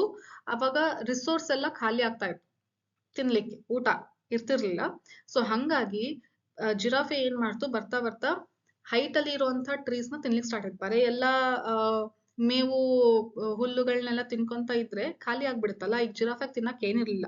ಸೊ ಜಿರಾಫೆಗಳು ಏನ್ ಮಾಡ್ತು, ಬರ್ತಾ ಬರ್ತಾ ನೆಕ್ ಉದ್ದ ಮಾಡ್ಬಿಟ್ಟು ಹೈಟ್ ಅಲ್ಲಿ ಇರುವಂತ ಟ್ರೀಸ್ ನ, ಅದರಲ್ಲಿ ಇರುವಂತ ಎಲೆಗಳನ್ನ ಮತ್ತೆ ಏನ್ ಸಿಗುತ್ತೋ ಸೊಪ್ಪು, ಅದನ್ನೆಲ್ಲ ತಿನ್ನಕ್ಕೆ ಸ್ಟಾರ್ಟ್ ಮಾಡ್ತು. ಓಕೆ, ಸೊ ಹಂಗ್ ಮಾಡ್ತಾ ಮಾಡ್ತಾ ಮಾಡ್ತಾ ಎಂತ ಕ್ಯಾರೆಕ್ಟರ್ ಬಂತು ನೆಕ್ಸ್ಟ್ ಜನರೇಷನ್ ಗೆ ಅಂತ ಅಂದ್ರೆ ಅದ್ರ ನೆಕ್ ಹೈಟ್ ಆಯ್ತು ಅಂತಂದೇಳಿ ಅವರು ಹೇಳಿದ್ರು. ಬಟ್ ಈ ಥಿಯರಿನ ಡಿಸ್ಪ್ರೂವ್ ಮಾಡಿರೋದು, ಓಕೆ, ಯಾವುದು ಜರ್ಮ್ ಪ್ಲಾಸಮ್ ಥಿಯರಿ ಅಂತಂದೇಳಿ. ಅದು ಎವಲ್ಯೂಷನ್ ಬಗ್ಗೆ ಡೀಟೇಲ್ ಆಗಿ ನೀವು ಓದಿದ್ರೆ ಗೊತ್ತಾಗುತ್ತೆ. ಬಟ್ ಇಲ್ಲಿ NCERT ಅಲ್ಲಿ ಇಲ್ಲಲ್ಲ, ಅದ್ರ ಬಗ್ಗೆ ಅಷ್ಟೊಂದು ತಿಳ್ಕೊಳಕ್ ಬೇಕಾಗಿಲ್ಲ. ಸೊ ಏನಂದ್ರೆ ಇವರು ಹೇಳಿರುವಂತ ಥಿಯರಿ ರಾಂಗ್ ಅಂತಂದೇಳಿ ನೆಕ್ಸ್ಟ್ ಬೇರೆ ಸೈಂಟಿಸ್ಟ್ ಹೇಳಿದ್ರು. ಓಕೆ, ಸೊ ಇಲ್ಲಿ ಈ ಲೈನ್ಸ್ ಓದ್ತೀನಿ, ನಿಮಗೆ ಗೊತ್ತಾಗುತ್ತೆ. He gave the examples of giraffe who in an attempt to forage. Forage ಅಂತ ಅಂದ್ರೆ ತಿನ್ನೋ ಅಂತದ್ದು. ಓಕೆ, ಹುಡ್ಕೊಂಡು ಹೋಗಿ ತಿನ್ನುತ್ತಲ್ಲ ಅದು. Forage leaves on tall trees had to adapt by elongation of their necks. ಹೇಳಿದ್ನಲ್ಲ, ಸೊ ಟಾಲ್ ಟ್ರೀಸ್ ಅಲ್ಲಿ ಲೀವ್ಸ್ ತಿನ್ಬೇಕು ಅಂತ ಅಂದ್ರೆ ನೆಕ್ ನ ಅಡಾಪ್ಟೇಷನ್ ಚೇಂಜ್ ಆಗ್ಬೇಕಾಗಿತ್ತು. As they passed on this acquired character, ಇದು ಕ್ಯಾರೆಕ್ಟರ್ ಏನಾಯ್ತು, ಇನ್ಹೆರಿಟ್ ಆಯ್ತು, ಅಕ್ವೈರ್ಡ್ ಆಯ್ತು, of elongated neck to succeeding generation. ಬರ್ತಾ ಬರ್ತಾ ನೆಕ್ಸ್ಟ್ ಜನರೇಷನ್ ಕೂಡ ಈ ಕ್ಯಾರೆಕ್ಟರ್ ಇನ್ಹೆರಿಟ್ ಆಗ್ತಾ ಬಂತು. ಸೊ ಹಂಗಾಗಿ giraffe slowly over the years came to acquire long necks. So ಬರ್ತಾ ಬರ್ತಾ ಜಿರಾಫೆ ನೆಕ್ ಏನಾಯ್ತು, ಲಾಂಗ್ ಆಯ್ತು ಅಂತ ಅವ್ರು ಹೇಳಿದ್ರು. ನೋ ಬಡಿ ಬಿಲೀವ್ಸ್ ದಿಸ್ ಕಂಜೆಕ್ಟರ್ ಎನಿಮೋರ್. ಕಂಜೆಕ್ಟರ್ ಅಂತಾನೆ ಹೇಳಿದ್ನಲ್ಲ ಫಸ್ಟ್ ಪ್ಯಾರಾಗ್ರಾಫ್ ಅಲ್ಲಿ ನಾವು ಡಿಸ್ಕಸ್ ಮಾಡಿದ್ವಿ. ಓಕೆ, ಸೊ ಕಂಜೆಕ್ಟರ್ ಅಂದ್ರೆ ಗೆಸ್ ಮಾಡಿರುವಂತ ಥಿಯರಿನ ಯಾರೂ ಬಿಲೀವ್ ಮಾಡ್ಲಿಲ್ಲ. So is evolution a process or the result of process? Evolution ಅನ್ನೋದು ಪ್ರೋಸೆಸ್ ಅಥವಾ ಯಾವ್ದಾದ್ರು ಒಂದು ಪ್ರೋಸೆಸ್ಸಿನ ರಿಸಲ್ಟ್ ಅದು ಅಂತ ಹೇಳಿ ಕ್ವೆಶನ್ ಮಾರ್ಕ್ ಇಲ್ಲಿ. The world we see inanimate and animate is only the success stories of evolution.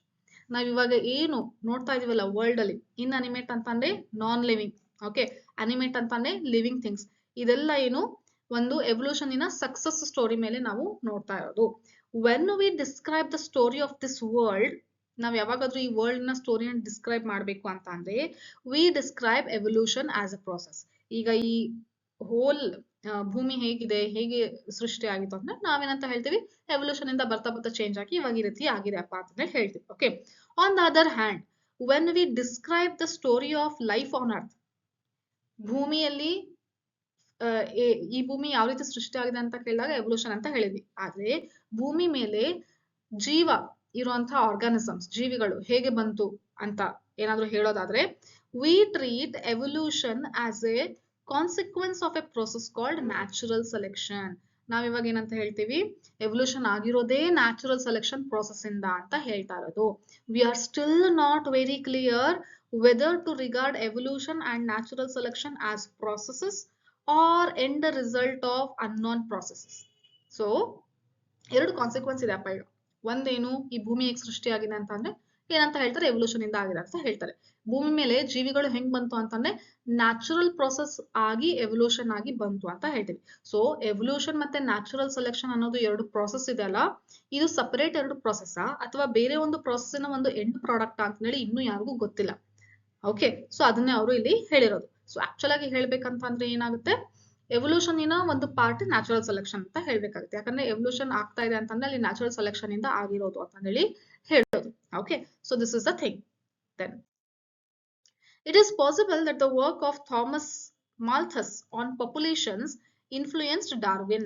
ಡಾರ್ವಿನಿನ ಏನು ಅಬ್ಸರ್ವೇಷನ್ ಇದೆ ಅಲ್ಲ, ಅದು ಯಾರ ಆಕ್ಚುಯಲ್ ವರ್ಕ್ ಮೇಲೆ ಡಿಪೆಂಡ್ ಆಗಿತ್ತು ಅಂತಂದ್ರೆ ಥಾಮಸ್ ಮಾಲ್ಥಸ್. ಅವರು ಪಾಪ್ಯುಲೇಷನ್ ಬಗ್ಗೆ ಏನ್ ಸ್ಟಡಿ ಮಾಡ್ತಿರಲ್ಲ ಅದರಿಂದಾನೇ ಡಾರ್ವಿನ್ಗೆ ಇನ್ಫ್ಲೂಯೆನ್ಸ್ ಬಂದಿತ್ತು. ಓಕೆ, ಈ ತರ ಥಿಯರಿಗಳನ್ನ ಮಾಡ್ಬೇಕು, ಈ ತರ ಅಬ್ಸರ್ವೇಷನ್ ಮಾಡ್ಬೇಕು, ಈ ತರ ಥಿಯರಿಗಳನ್ನ ಕೊಡ್ಬೇಕು ಅಂತ ಹೇಳಿ. Okay, so natural selection is based on certain observations which are factual. Natural selection ಅನ್ನುವಂಥದ್ದು ಏನು ಪ್ರೊಸೆಸ್ ಇದೆ ಅಲ್ಲ, ಇದು ಆಕ್ಚುಲ್ ಆಗಿ ಅವರು ಅಬ್ಸರ್ವೇಷನ್ ಮಾಡಿರುವಂತದ್ದು ಫ್ಯಾಕ್ಟ್ ಕೂಡ ಇದೆ. Okay, for example, natural resources are limited, populations are stable in size except for seasonal fluctuation. ಏನಾಗುತ್ತೆ, ಸಪೋಸ್ ಒಂದು ಏರಿಯಾ ತಗೊಳ್ಳೋಣ. ಓಕೆ, ಈ ಏರಿಯಾದಲ್ಲಿ ನ್ಯಾಚುರಲ್ ರಿಸೋರ್ಸಸ್ ಇದೆ, ಟ್ರೀಸ್, ಪ್ಲಾಂಟ್ಸ್ ಎಲ್ಲ ಇದೆ. ಓಕೆ, ಇಲ್ಲಿರುವಂತ ಪಾಪ್ಯುಲೇಷನ್ ಯಾವುದು ಅಂತ ತಗೊಳ್ಳೋಣ, ಆಂಟ್ ಅಂತ ತಗೊಳ್ಳೋಣ. ಸೊ ಈ ಆಂಟ್ ಗಳೆಲ್ಲ ಇಲ್ಲಿ ಇದಾವೆ. ಆಂಟ್ ಗಳೆಲ್ಲ ಯಾಕೆ ಲಿಮಿಟೆಡ್ ಅಲ್ಲಿ ಪಾಪ್ಯುಲೇಷನ್, ಈ ಆಂಟ್ ಗಳಿನ ಪಾಪ್ಯುಲೇಷನ್ ತುಂಬಾ ಜಾಸ್ತಿ ಆಗ್ಬಿಟ್ಟಿಲ್ಲ ಏನು ಈ ಏರಿಯಾದಲ್ಲಿ. ಯಾಕೆ ಆಗಿಲ್ಲ ಅಂತಂದ್ರೆ ರಿಸೋರ್ಸ್ ಅಲ್ಲಿ ಲಿಮಿಟ್ ಇದೆ, ಅದಕ್ಕೆ ಎಷ್ಟು ಬೇಕು ಆಹಾರ ಅಷ್ಟೇ ಇದೆ, ಜಾಸ್ತಿ ಆಹಾರ ಇಲ್ಲ. ಜಾಸ್ತಿ ಆಹಾರ ಇಲ್ಲ ಅಂದಿದ್ದ ಕಾರಣದಿಂದ ಆಂಟ್ಗಳು ಚೆನ್ನಾಗಿ ತಿನ್ಕೊಂಡು ಅದರ ಪಾಪ್ಯುಲೇಷನ್ ಕೂಡ ಜಾಸ್ತಿ ಮಾಡ್ಕೊಂಡಿಲ್ಲ.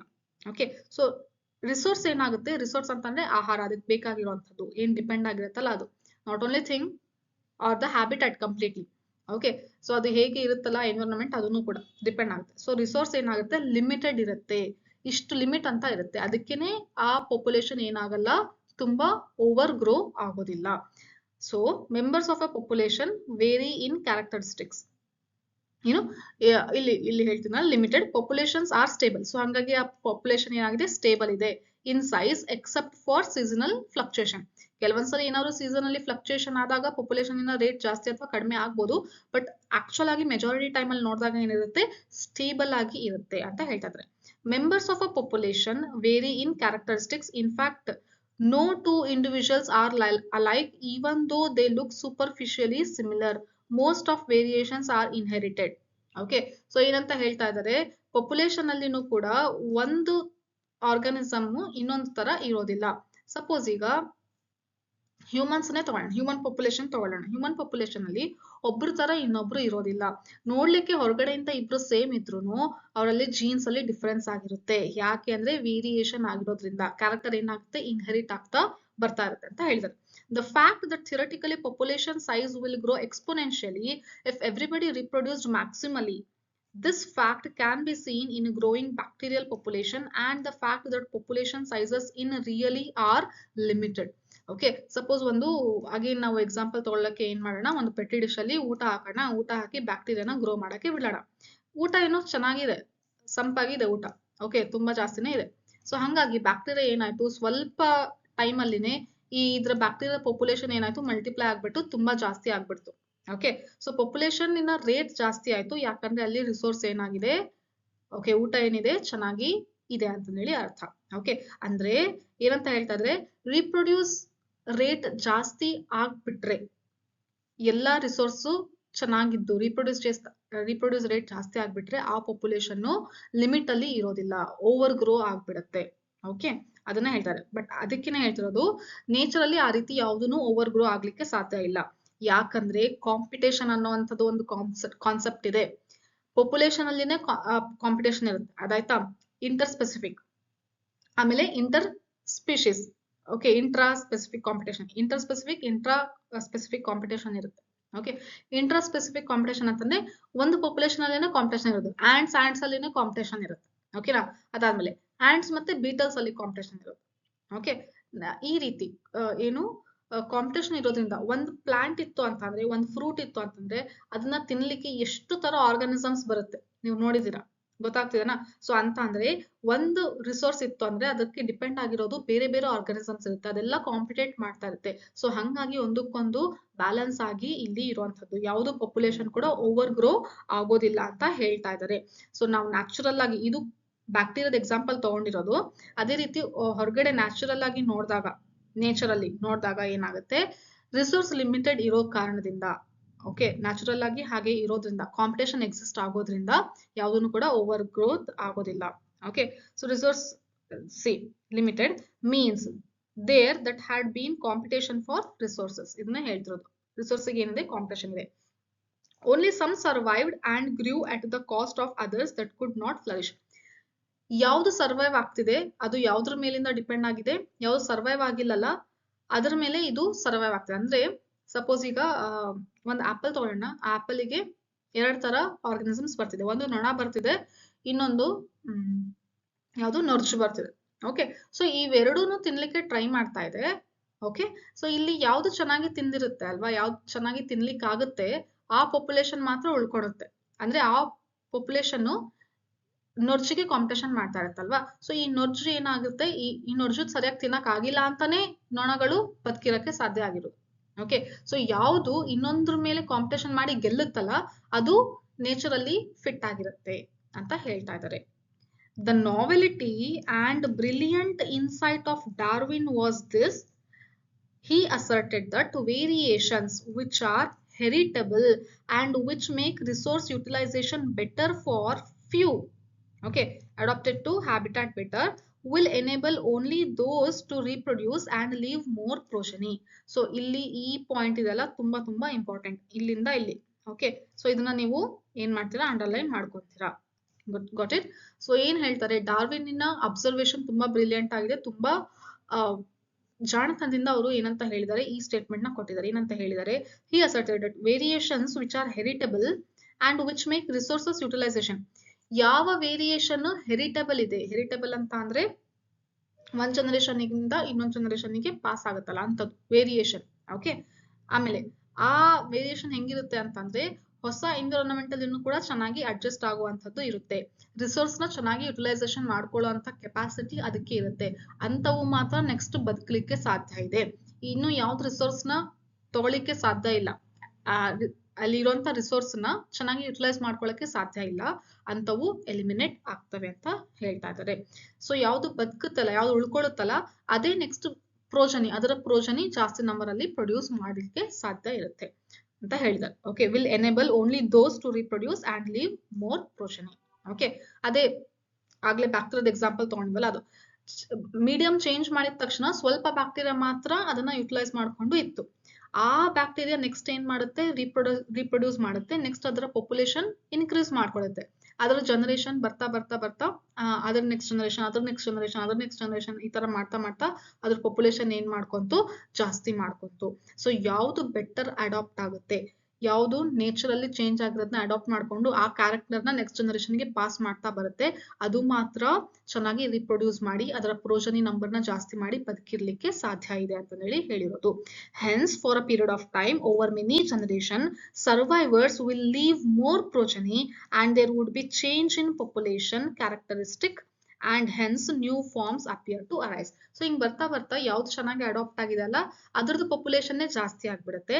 ಸೊ ಹಂಗಾಗಿ ಈ ಹೊಸದಾಗಿ ಅಡಾಪ್ಟ್ ಆಗಿರೋದು ಆರ್ಗಾನಿಸಮ್ಸ್ ಇದಾವಲ್ಲ ಅದು ಹೊಸ ಆರ್ಗಾನಿಸಮ್ಸ್ ಆಗಿನೇ ನಮಗೆ ಕಾಣಿಸುತ್ತೆ. ಸೊ ಹಂಗಾಗಿ ನ್ಯೂ ಸ್ಪೀಶೀಸ್ ಫಾರ್ಮೇಶನ್ ಆಗಿರುತ್ತೆ. ಇದು ಒರಿಜಿನಲ್ ಸ್ಪೀಶೀಸ್ ತರ ಇರೋದಿಲ್ಲ ನೋಡ್ಲಿಕ್ಕೆ, ಯಾಕಂದ್ರೆ ಇದರಲ್ಲಿ ಜೀನ್ಸ್ ಅಲ್ಲಿ ಚೇಂಜ್ ಆಗಿದೆ.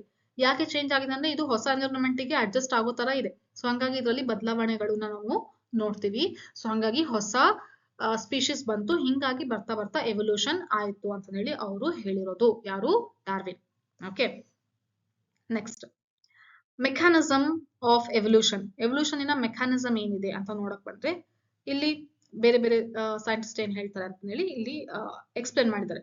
What is the origin of this variation and how does speciation occur.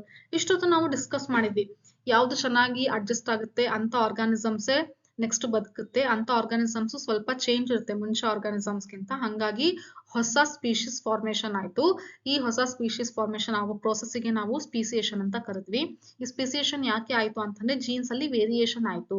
ಯಾಕೆ ವೇರಿಯೇಷನ್ ಆಯ್ತು ಅಂದ್ರೆ ಅದು ಹೊಸ ಎನ್ವಿರಾನ್ಮೆಂಟ್ ಗೆ ಅಡ್ಜಸ್ಟ್ ಆಗ್ತಾ ಇದೆ, ಹಾಗಾಗಿ ಆ ಜೀನ್ಸ್ ಅಲ್ಲಿ ವೇರಿಯೇಷನ್ ಆಗಿದೆ. ಸೊ ಹಂಗಂದ್ರೆ ಜೀನ್ಸ್ ವೇರಿಯೇಷನ್ ಆಗಕ್ಕೆ ಏನು ಒರಿಜಿನ್ ಇದೆ, ಓಕೆ.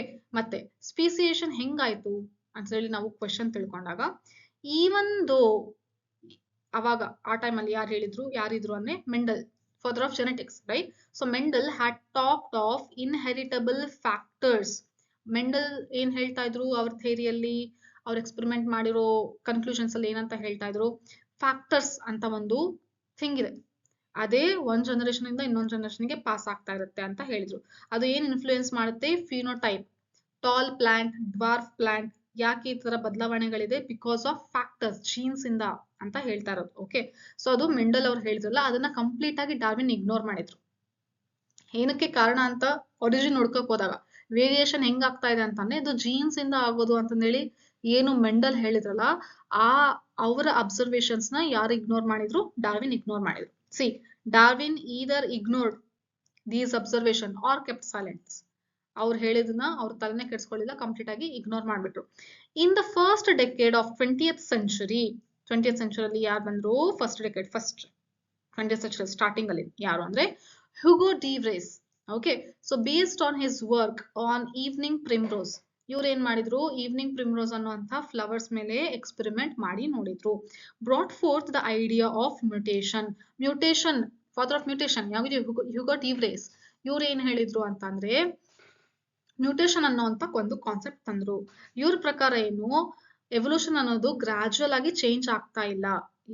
ಡಾರ್ವಿನ್ ಪ್ರಕಾರ ಏನು, ಸ್ಲೋ ಆಗಿ ಚೇಂಜ್ ಆಗ್ತಾ ಇರುತ್ತೆ, ಯಾಕಂದ್ರೆ ಲೈಫ್ ಸ್ಪ್ಯಾನ್ ಜಾಸ್ತಿ ಇದೆ, ಹಂಗಾಗಿ ಬರ್ತಾ ಬರ್ತಾ ಗ್ರಾಜುವಲ್ ಆಗಿ ಹೇಗೆ ನ್ಯಾಚುರಲ್ ಆಗಿ ನೇಚರ್ ಸೆಲೆಕ್ಟ್ ಮಾಡ್ಕೊಳ್ಳುತ್ತೆ, ಅವಾಗ ಅದರಲ್ಲಿ ಚೇಂಜ್ ಆಗ್ಬಿಟ್ಟು ಹೊಸ ಸ್ಪೀಶೀಸ್ ಹುಟ್ಕೊಂಡು ಈ ರೀತಿ ಸ್ಲೋ ಆಗಿ ಚೇಂಜ್ ಆಗ್ತಾ ಇರುತ್ತೆ ನೇಚರ್ ಅಲ್ಲಿ ಅಂತ ಹೇಳ್ತಾ ಇದ್ರು ಡಾರ್ವಿನ್. ಓಕೆ, ನ್ಯಾಚುರಲ್ ಸೆಲೆಕ್ಷನ್ ಬಗ್ಗೆ. ಬಟ್ ಹ್ಯೂಗೋ ಡಿ ವ್ರೇಸ್ ಏನಂತ ಹೇಳ್ತಾರೆ, ಮ್ಯೂಟೇಶನ್ ಆಗುತ್ತೆ, ಸಡನ್ ಆಗಿ ಜೀನ್ಸ್ ಅಲ್ಲಿ ಚೇಂಜ್ ಆಗುತ್ತೆ, ಆ ಕಾರಣದಿಂದ ಹೊಸ ಸ್ಪೀಶೀಸು ಏನು ಎವಾಲ್ವ್ ಆಗುತ್ತೆ, ಹೊಸ ಸ್ಪೀಶೀಸು ಬರುತ್ತೆ ಅಂತಂದೇಳಿ ಇವರು ಹೇಳ್ತಾರೆ. ಯಾರು, ಡಿ ವ್ರೇಸ್. ಯಾವ್ದ್ರ ಬೇಸಿಸ್ ಮೇಲೆ ಅವರು ಎಕ್ಸ್ಪೆರಿಮೆಂಟ್ ಮಾಡಿದ್ರು, ಓಕೆ, ಯಾವುದು, ಈವ್ನಿಂಗ್ ಪ್ರಿಮ್ರೋಸ್. ಈ ಎಕ್ಸ್ಪೆರಿಮೆಂಟ್ ಬಗ್ಗೆ ಎಕ್ಸ್ಪ್ಲನೇಷನ್ ಇಲ್ಲ ನಿಮಗೆ NCERT ಅಲ್ಲಿ, ಜಸ್ಟ್ ತಿಳ್ಕೊಳ್ಳಿ. ಆ ಎಕ್ಸ್ಪೆರಿಮೆಂಟ್ ಇಂದ ಬಂದಿರುವಂತ ಕನ್ಕ್ಲೂಷನ್ ಪ್ರಕಾರ ಅವ್ರು ಈ ರೀತಿ ಹೇಳ್ತಾರೆ, large difference arising suddenly in a population. Sudden ಆಗಿ ಒಂದು ಪಾಪ್ಯುಲೇಷನ್ ಅಲ್ಲಿ ತುಂಬಾ ಡಿಫರೆನ್ಸ್ ಕ್ಯಾರೆಕ್ಟರ್ ನ ಅವರು ಅಬ್ಸರ್ವ್ ಮಾಡ್ತಾರೆ. He believed that it is mutation which causes evolution and not the minor variations heritable that Darwin talked about. Darwin ಏನಂತ ಹೇಳಿದ್ರು, ಸ್ವಲ್ಪ ಸಣ್ಣ ಸಣ್ಣದಾಗಿ ಚೇಂಜಸ್ ಆಗ್ತಾ ಆಗ್ತಾ ಒಂದು ಹೊಸ ಪಾಪ್ಯುಲೇಷನ್ ಬರುತ್ತೆ, ಅದರಿಂದನೇ ಎವಲ್ಯೂಷನ್ ಆಗೋದು ಅಂತ ಹೇಳಿದ್ರು. ಬಟ್ ಇವ್ರು ಏನಂತ ಹೇಳ್ತಾ ಇದ್ದಾರೆ, ಸಡನ್ ಆಗಿ ಮ್ಯೂಟೇಶನ್ ಆಗೋದ್ರಿಂದ ತುಂಬಾ ದೊಡ್ಡ ವೇರಿಯೇಷನ್ ಬಂದ್ಬಿಟ್ಟು ಹೊಸ ಸ್ಪೀಶೀಸ್ ಹುಟ್ಕೊಳ್ಳುತ್ತೆ ಅಂತ ಹೇಳ್ತಾ ಇದ್ದಾರೆ. ಇವರಿಬ್ಬರದು ಅಬ್ಸರ್ವೇಷನ್ಸ್ ಕಂಪ್ಲೀಟ್ ಆಗಿ ಆಪೋಸಿಟ್ ಆಗಿದೆ. Mutations are random. ಇವ್ರ ಪ್ರಕಾರ ಏನು, ಎವಲ್ಯೂಷನ್ ಆಗಿರೋದು ಮ್ಯೂಟೇಶನ್ ಇಂದ ಅಂತ ಹೇಳ್ತಾ ಇದ್ದಾರೆ. ಹಾಗೇನೆ ಮತ್ತೆ ಮ್ಯೂಟೇಶನ್ ಏನಿದೆ, ಡೈರೆಕ್ಷನ್ ಅಲ್ಲಿ ಇಲ್ಲ, ಒಂದೇ ತರ ಚೇಂಜ್ ಆಗೋದಿಲ್ಲ. ಮ್ಯೂಟೇಶನ್ ಅಂತಂದ್ರೆ ಏನು, ಸಡನ್ ಆಗಿ ಚೇಂಜ್ ಆಗ್ಬಿಡುತ್ತೆ. Mutations are random and directionless, ಅದಕ್ಕೆ ಡೈರೆಕ್ಷನ್ ಅನ್ನುವಂಥದ್ದು ಇಲ್ಲೇ ಇಲ್ಲ. Okay, while Darwinian variations are small and directional. Darwin ಪ್ರಕಾರ ಏನು, ವೇರಿಯೇಷನ್ಸ್ ಸ್ವಲ್ಪ ಗಾತ್ರದಲ್ಲಿ ಆಗುತ್ತೆ, ಸಣ್ಣ ಸಣ್ಣದಾಗಿ ಆಗುತ್ತೆ, ಮತ್ತೆ ಇದು ಒಂದೇ ಡೈರೆಕ್ಷನ್ ಅಲ್ಲಿ ಹೋಗುತ್ತೆ, ಡೈರೆಕ್ಷನ್. ಆದ್ರೆ ಮ್ಯೂಟೇಶನ್ ಏನಾಗುತ್ತೆ, ಡೈರೆಕ್ಷನ್ಲೆಸ್, ರ್ಯಾಂಡಮ್ ಆಗಿ ಯಾವಾಗಾದ್ರೂ ಆಗ್ಬೋದು. ಡಾರ್ವಿನ್ ಪ್ರಕಾರ ಏನು, ಹೊಸದಾಗಿ ಅಡಾಪ್ಟ್ ಆಗಿರುವಂತ ಎನ್ವಿರಾನ್ಮೆಂಟ್ ಗೆ ಬಂದಿರುವಂತ ಸ್ಪೀಶೀಸ್ ಇದೆಲ್ಲ, ಅದು ನೆಕ್ಸ್ಟ್ ಕಂಟಿನ್ಯೂ ಆಗ್ತಾ ಬರುತ್ತೆ. ಈ ಡೈರೆಕ್ಷನ್ ಹಿಂಗ್ ಹೋಗಿರೋದು ವಾಪಸ್ ಆಗಲ್ಲ, ವಾಪಸ್ ಮುಂಚೆ ಪಾಪ್ಯುಲೇಷನ್ ತರ ಆಗಲ್ಲ ಅಂತ ಹೇಳಿರೋದು. ಓಕೆ, ಡಾರ್ವಿನ್ ಪ್ರಕಾರ. ಬಟ್ ಇವ್ರೇನಂತ ಹೇಳ್ತಾ ಇದಾರೆ, ಡೈರೆಕ್ಷನ್ಲೆಸ್. ಸಪೋಸ್ ಈಗ ಒಂದು ಆರ್ಗಾನಿಸಮ್ ಅಲ್ಲಿ ಏನೋ ಚೇಂಜ್ ಆಗ್ಬಿಟ್ಟು ನೇಚರ್ಗೆ ಅಡಾಪ್ಟ್ ಆಗಿ ಸಡನ್ ಆಗಿ ಹೊಸ ಆರ್ಗಾನಿಸಮ್ ಬಂತು. ಓಕೆ, ಈ ಆರ್ಗಾನಿಸಮ್ ಮತ್ತೆ ಏನಾದ್ರು ನೇಚರಲ್ಲಿ ಚೇಂಜ್ ಆದಾಗ ವಾಪಸ್ ಮುಂಚೆ ಯಾವ ಆರ್ಗಾನಿಸಮ್ ತರ ಇತ್ತಲ್ಲ ಹಂಗೇನೆ ಆಗ್ಬೋದು. ಗೊತ್ತಾಗ್ತಿದೆನಾ? ಮೀನ್ಸ್ ಡೈರೆಕ್ಷನ್ಲೆಸ್ ಇರುತ್ತೆ, ರ್ಯಾಂಡಮ್ ಆಗಿರುತ್ತೆ, based on the mutation evolution ಆಗ್ತಾ ಇದೆ ಅಂತ ಹೇಳಿ ಹ್ಯೂಗೋ ಡಿ ವ್ರೇಸ್ ಹೇಳಿರೋದು. Evolution for Darwin was gradual, while de Vries believed mutation caused speciation and hence called saltation. So ಇವರು ಒಂದು ಸ್ಟೇಟ್ಮೆಂಟ್ ನ ತಗೊಂಬಂದ್ರು. ಓಕೆ, ಸೊ ಗ್ರಾಜುವಲ್ ಆಗಿ ಆಗ್ತಾ ಇಲ್ಲ, ಡಾರ್ವಿನ್ ನೀನ್ ಹೇಳ್ತಿರೋದು ತಪ್ಪು. ಗ್ರಾಜುವಲ್ ಆಗಿ ಎವಲ್ಯೂಷನ್ ಆಗ್ತಾ ಇಲ್ಲ. ನೋಡಿ ನಾನೇನಂತ ಹೇಳ್ತಾ ಇದೀನಿ, ಮ್ಯೂಟೇಶನ್ ಇಂದ ಎವಲ್ಯೂಷನ್ ಆಗಿರೋದು. ಸಡನ್ ಆಗಿ ಚೇಂಜ್ ಆಗುತ್ತೆ ಏನೋ ಜೀನ್ಸ್ ಅಲ್ಲಿ, ಅದರಿಂದನೇ ಹೊಸ ಆರ್ಗಾನಿಸಮ್ ಬಂತು. ಈ ಸಡನ್ ಚೇಂಜ್ ಆಗಿರೋದು ಯಾವ ರೀತಿ ಇದೆ, ಇದಕ್ಕೆ ಡೈರೆಕ್ಷನ್ ಇಲ್ಲ. ಬೇಕಿದ್ರೆ ವಾಪಸ್ ಮುಂಚೆ ಇತ್ತಲ್ಲ ಆರ್ಗಾನಿಸಮ್, ಆತರ ಚೇಂಜ್ ಆಗ್ಬಿಡ್ಬೋದು. ಓಕೆ, ಸೊ ಇದನ್ನೇ ಅವರು ಹೇಳ್ತಾರೆ, ಇದರಿಂದಾನೇ ಹೊಸ ಸ್ಪೀಶೀಸ್ ಬಂತು. ಸೊ ಸ್ಪೀಸಿಯೇಷನ್ ಗೆ ಕಾರಣ ಏನು, ಮ್ಯೂಟೇಶನ್ ಅಂತ ಹೇಳಿ ಯಾರು ಹೇಳಿದ್ದು, ಹ್ಯೂಗೋ ಡಿ ವ್ರೈಸ್ ಹೇಳಿದ್ದು. ಸೊ ಹಂಗಾಗಿ ಒಂದು ಡೆಫಿನೇಷನ್ ಕೊಟ್ರು ಏನಂತ, ಸಾಲ್ಟೇಶನ್. ಸಾಲ್ಟೇಶನ್ ಅಂತ ಏನು, ಸಿಂಗಲ್ ಸ್ಟೆಪ್ ಲಾರ್ಜ್ ಮ್ಯೂಟೇಶನ್. ಒಂದೇ ಒಂದು ಸ್ಟೆಪ್ ಅಲ್ಲಿ ತುಂಬಾ ದೊಡ್ಡ ಗಾತ್ರದಲ್ಲಿ ಮ್ಯೂಟೇಶನ್ ಆಗ್ಬಿಡುತ್ತೆ, ಅದರಿಂದಾನೇ ಏನಾಗುತ್ತೆ, ಸ್ಪೀಸಿಯೇಷನ್ ಆಗುತ್ತೆ ಅಂತ ಹೇಳಿರೋದು. ಓಕೆ, ಸಾಲ್ಟೇಶನ್ ತುಂಬಾ ಸರಿ ಥಿಯರಿ ಎಕ್ಸಾಮ್ ಅಲ್ಲಿ ಫಿಲ್ ಇನ್ ದ ಬ್ಲಾಂಕ್ಸ್ ಅಲ್ಲಿ ತುಂಬಾ ಸರಿ ಕೇಳಿದ್ದಾರೆ. Okay, so studies in population genetics later brought out some clarity. So ಕೊನೆಗೆ ಇದಾದ್ಮೇಲೆ ಏನ್ ಮಾಡಿದ್ರು, ಡಾರ್ವಿನ್ ಥಿಯರಿನೂ ಇಟ್ಕೊಂಡ್ರು, ಹ್ಯೂಗೋ ಡಿ ವ್ರೈಸ್ ಥಿಯರಿನೂ ಇಟ್ಕೊಂಡು, ನಿಯೋ ಡಾರ್ವಿನಿಸಮ್ ಅಂತ ಹೇಳಿ ಥಿಯರಿ ಮಾಡ್ಬಿಟ್ಟು ಎರಡೂನು ಕಂಬೈನ್ ಮಾಡಿ ಥಿಯರೀಸ್ ನ ಕೊಟ್ರು. ಯಾಕೆ ಸ್ಪೀಸಿಯೇಷನ್ ಆಗುತ್ತೆ, ಯಾಕೆ ವೇರಿಯೇಷನ್ ಆಗುತ್ತೆ, ಯಾಕೆ ಕೊನೆಗೆ ಎವಲ್ಯೂಷನ್ ಆಯ್ತು, ಹೇಗೆ ಎವಲ್ಯೂಷನ್ ಆಯ್ತು ಅಂತ ಹೇಳಿ ಎಕ್ಸ್ಪ್ಲೇನ್ ಮಾಡ್ತಾರೆ. ಅದನ್ನೆಲ್ಲ ಈಗ ನಿಮಗೆ ಸಿಲೆಬಸ್ ಅಲ್ಲಿ ಕೊಟ್ಟಿಲ್ಲ. Okay, next Hardy Weinberg principle. ಇದು ತುಂಬಾ ತುಂಬಾ ತುಂಬಾ important for NEET KCT and also for your theory exam. In a given population, ಇವರು ಸೈಂಟಿಸ್ಟ್, ಓಕೆನಾ. ಸೊ ಇವ್ರು ಸೈಂಟಿಸ್ಟ್ ನ ಥಿಯರಿಟಿಕಲ್ ಎಕ್ಸ್ಪ್ಲನೇಷನ್ ಏನಿದೆ ಅದನ್ನ ಇಲ್ಲಿ ಎಕ್ಸ್ಪ್ಲೇನ್ ಮಾಡಿದ್ದಾರೆ. ಇವರು ಕೆಲವೊಂದು ಪ್ರಿನ್ಸಿಪಲ್ಸ್ ನ ಹೇಳ್ತಾರೆ, ಅಂದ್ರೆ ಕೆಲವೊಂದು ಅಬ್ಸರ್ವೇಷನ್ ಮಾಡಿ ಒಂದು ಪ್ರಿನ್ಸಿಪಲ್ ನ ಕೊಡ್ತಾರೆ. ಅರ್ಥಮೆಟಿಕ್ ಆಲ್ಜಿಬ್ರಿಕ್ ಈಕ್ವೇಶನ್ ಅನ್ನು ಕೂಡ ಕೊಡ್ತಾರೆ. ಸೊ ಹಂಗಂದ್ರೆ ಅದ್ರ ಬಗ್ಗೆ ಏನು ಅಂತ ಹೇಳಿ ತಿಳ್ಕೊಳ್ಳೋಣ. In a given population, one can find out the frequency of occurrence of alleles of a genes or a locus. First, frequency ಅಂದ್ರೆ ಏನು, ಜೀನ್ ಅಂದ್ರೆ ಏನು, ಅಲೀಲ್ ಅಂದ್ರೆ ಏನು, ಲೋಕಸ್ ಅಂದ್ರೆ ಏನು, ಇದೆಲ್ಲ ನೀವು already principle of inheritance chapter ಅಲ್ಲಿ ತಿಳ್ಕೊಂಡಿದ್ದೀರಾ. ಅಂಡ್ ದ ಥಿಂಗ್ ಇಸ್, ಈ ಚಾಪ್ಟರ್ ಆದ್ಮೇಲೆ ನಾನು ಪ್ರಿನ್ಸಿಪಲ್ ಆಫ್ ಇನ್ಹೆರಿಟೆನ್ಸ್ ಚಾಪ್ಟರ್ ಕೂಡ NCERT line by line explain ಮಾಡ್ತೀನಿ. So that will be very useful to you. Okay, so first ತಿಳ್ಕೊಳ್ಳೋಣ, ಜೀನ್ ಅಂತ ಅಂದ್ರೆ ಏನು, ಒಂದು ಕ್ಯಾರೆಕ್ಟರಿನ ಜೆನೆಟಿಕಲ್ ಮೇಕಪ್. ಓಕೆ, ಸಪೋಸ್ ಒಂದು ಹೈಟ್ ಅಂತ ಕ್ಯಾರೆಕ್ಟರ್ ಇದೆ, ಅದಕ್ಕೆ ಒಂದು ಜೀನ್ಸ್ ಇರುತ್ತೆ. There will be a regular set of genes. Okay, ಯಾವ್ದ್ರಲ್ಲಿ ಇರುತ್ತೆ, that is we can see that in a chromosome, right. So ಆ ಜೀನ್ಸ್ಗೆ ಯೂಶುವಲಿ ಅಲೀಲ್ಸ್ ಇರುತ್ತೆ, ಎರಡು ಅಲೀಲ್ಸ್ ಇರುತ್ತೆ. ಯೂಶುವಲಿ ಇರೋದು ಎರಡು. ಓಕೆ, ಸೊ ಬಟ್ ಕೆಲವೊಂದ್ಸರಿ ಎರಡಕ್ಕಿಂತ ಜಾಸ್ತಿ ಇರುತ್ತೆ, ಅದನ್ನ ನಾವು ಮಲ್ಟಿಪಲ್ ಅಲೀಲ್ಸಮ್ ಅಂತ ಕೂಡ ಕರಿತೀವಿ. ಓಕೆ, ಸಪೋಸ್ ಹೈಟ್ ಅಂತ ತಗೊಂಡಾಗ, height is a character. Okay, it is having a set of genes. Now it is having two alleles. One will be tall. Okay, one will be tall and another will be dwarf. And one is considered as dominant and another is considered as what makle, recessive. ಅದನ್ನ ನಾವು traits ಅಂತ ಕರಿತೀವಿ. trait ಅಂದ್ರೆ ಏನು, dominant ಮತ್ತೆ recessive ಇರೋದು. Okay, so ಈಗ alleles ಅಂದ್ರೆ ಏನು, ಒಂದು tall ಮತ್ತೆ dwarf, ಎರಡು ಏನ್ ಬಂತು, ಜೀನಿನ ವೇರಿಯಂಟ್. ಒಂದು ಜೀನಿನ ವೇರಿಯಂಟ್ಸ್ ಗೆ ನಾವ್ ಏನಂತ ಕರಿತೀವಿ, ಅಲೀಲ್ಸ್ ಅಂತ ಕರಿತೀವಿ. ಓಕೆ, ಸೊ ಒಂದು ಡಾಮಿನೆಂಟ್ ಇದೆ ಟಾಲ್ ಅನ್ನೋದು, ಇನ್ನೊಂದು ಡ್ವಾರ್ಫ್ ಇದೆ. ಗೊತ್ತಾಗ್ತಿದೆನಾ. ಸೊ ಇದು ಒಂದು ಜೀನ್ ಅಲ್ಲಿ ಒಂದು ಪ್ಲೇಸ್ ಅಲ್ಲಿ ಇರುತ್ತೆ.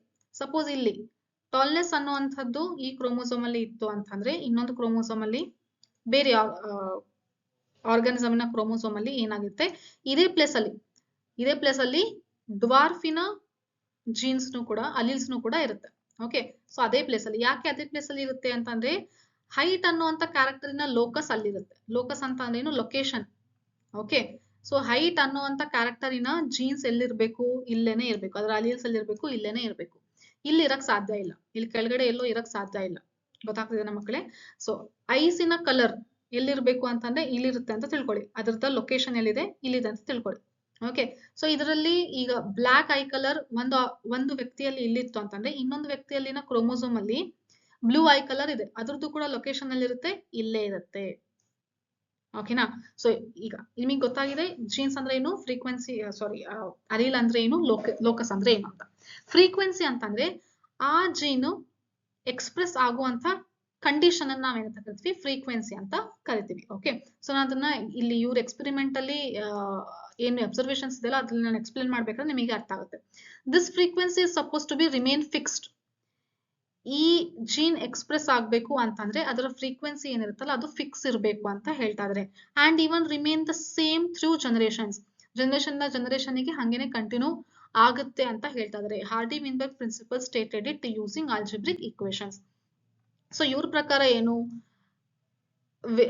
ಜೀನ್ಸ್ ಅಲ್ಲಿ ಏನು ವೇರಿಯೇಷನ್ಸ್ ಬರೋದೇ ಇಲ್ಲ.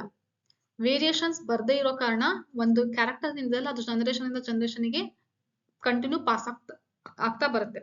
ಆ ಎಕ್ಸ್ಪ್ರೆಸ್ ಆಗುವಂಥದ್ದು ಏನ್ ಪ್ರಾಬಬಿಲಿಟಿ ಇದೆ ಅಲ್ಲ, this word will be right, ಏನ್ ಪ್ರಾಬಬಿಲಿಟಿ ಇದೆ ಅಲ್ಲ ಅದು ಸೇಮ್ ಉಳ್ಕೊಂಡು ಹೋಗುತ್ತೆ.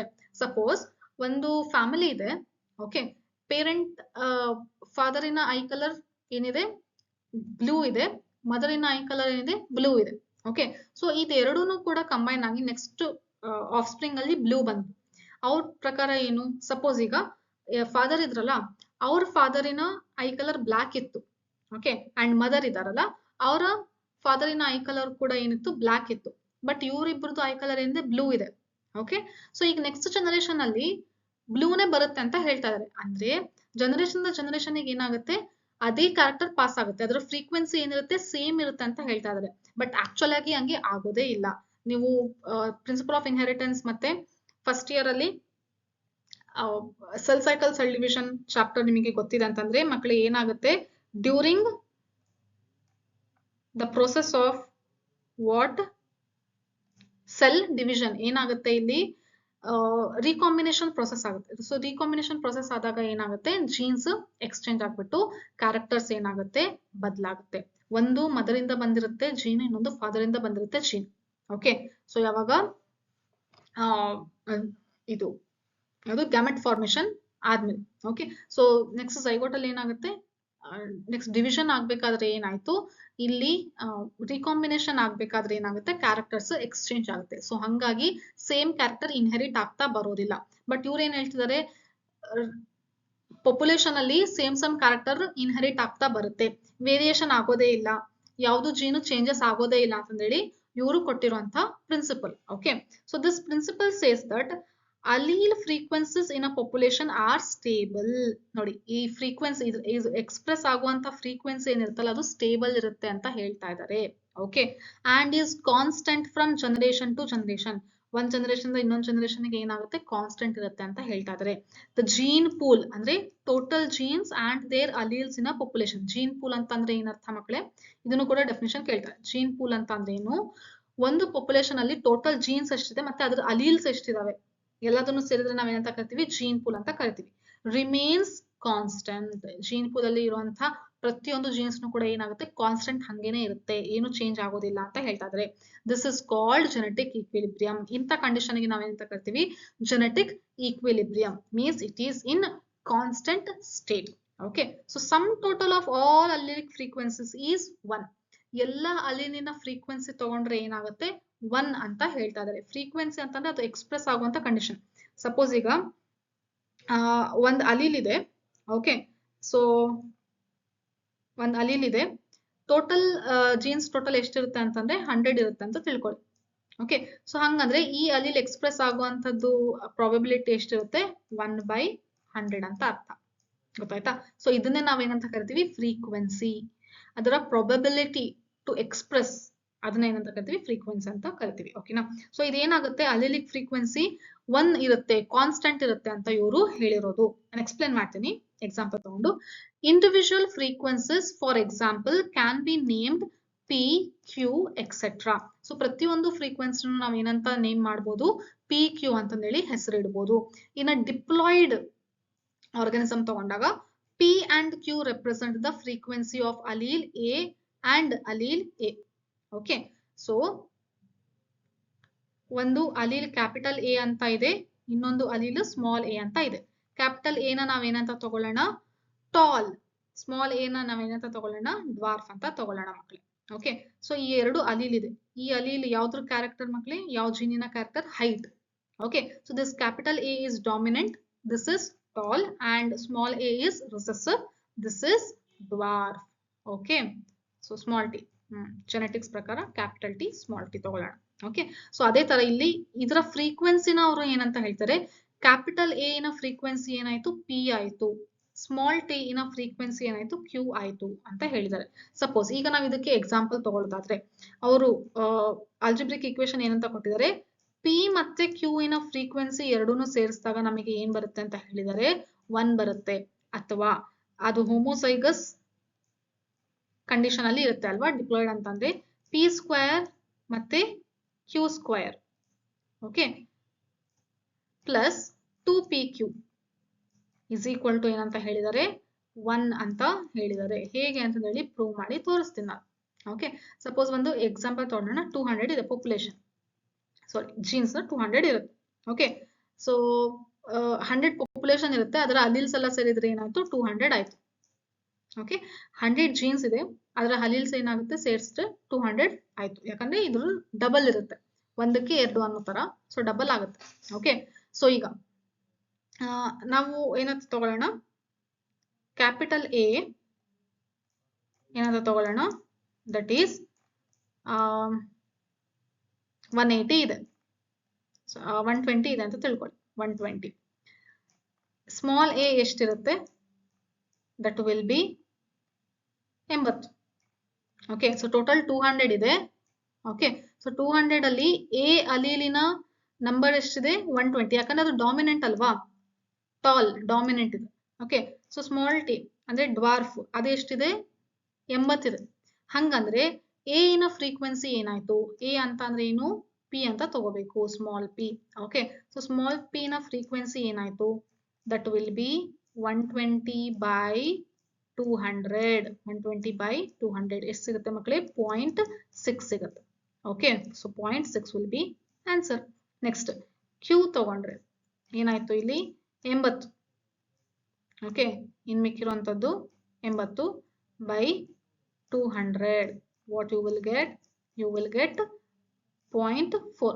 ಹಂಗಂದ್ರೆ 0.4 ಮತ್ತೆ 0.6 ಪಿ ಪ್ಲಸ್ ಕ್ಯೂ ಮಾಡಿದ್ರೆ ನಮಗೆ ಏನ್ ಸಿಗುತ್ತೆ 1 ಸಿಗುತ್ತೆ. ಹಾಗೇನೆ substitute P and Q value in this equation, ಯಾವುದು P square plus Q square plus 2pq ಇದೆಲ್ಲ ಇದನ್ನ ಮಾಡಿ. ಸೊ ಇಲ್ಲಿನೂ ನಿಮಗೆ ಕ್ಯಾಲ್ಕುಲೇಟ್ ಮಾಡಿದಾಗ ಎಷ್ಟು ಸಿಗುತ್ತೆ ಆನ್ಸರ್ ಅಂದ್ರೆ 1 ಸಿಗುತ್ತೆ. ಸೊ ಇವ್ರ ಪ್ರಕಾರ ಏನು, ಒಂದು ಯಾವುದು ಜೀನ್ ಇದೆ, ಆ ಜೀನ್ಗೆ ಅಲೀಲ್ಸ್ ಇರುತ್ತಲ್ಲ, ಆ ಅಲೀಲ್ಸಿನ ಫ್ರೀಕ್ವೆನ್ಸಿ ಯಾವಾಗಲೂ ಕಾನ್ಸ್ಟೆಂಟ್ ಇರುತ್ತೆ, that will be equal to 1 ಅಂತ ಹೇಳ್ತಾ ಇದ್ದಾರೆ. ದ ಫ್ರೀಕ್ವೆನ್ಸಿ ಆಫ್ ಎ ಅಂತ ಅಂದ್ರೆ ಏನರ್ಥ, ಯಾಕೆ ಎ ಅಂತ ಹೇಳ್ತಾ ಇದ್ರೆ, ಸೊ ನೋಡಿ ಆಕ್ಚುಲ್ ಆಗಿ ಹೇಳ್ಬೇಕು ಅಂತಂದ್ರೆ ಇಲ್ಲಿ ಇನ್ನೊಂದು ಇದ್ರದ್ದು ಕಾಪಿ ಇನ್ನೊಂದು ಇರುತ್ತೆ.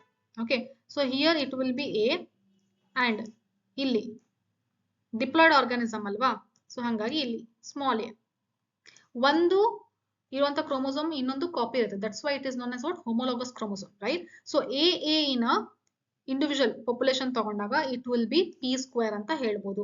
ಸೊ ಎ ಅಂತ ತಗೊಂಡ್ರೆ ಏನಾಗುತ್ತೆ, ಬರೇ ಎ ಅಂತ ತಗೊಂಡ್ರೆ that will be P, A ಅಂತ ಅಂದ್ರೆ that will be P square. This is simply stated in another ways, that is the probability that an allele A with the frequency of P appear on both the chromosome of a diploid individual is simply the product of the probabilities, that is P square. ಗೊತ್ತಾಗ್ತಿದೆನಾ?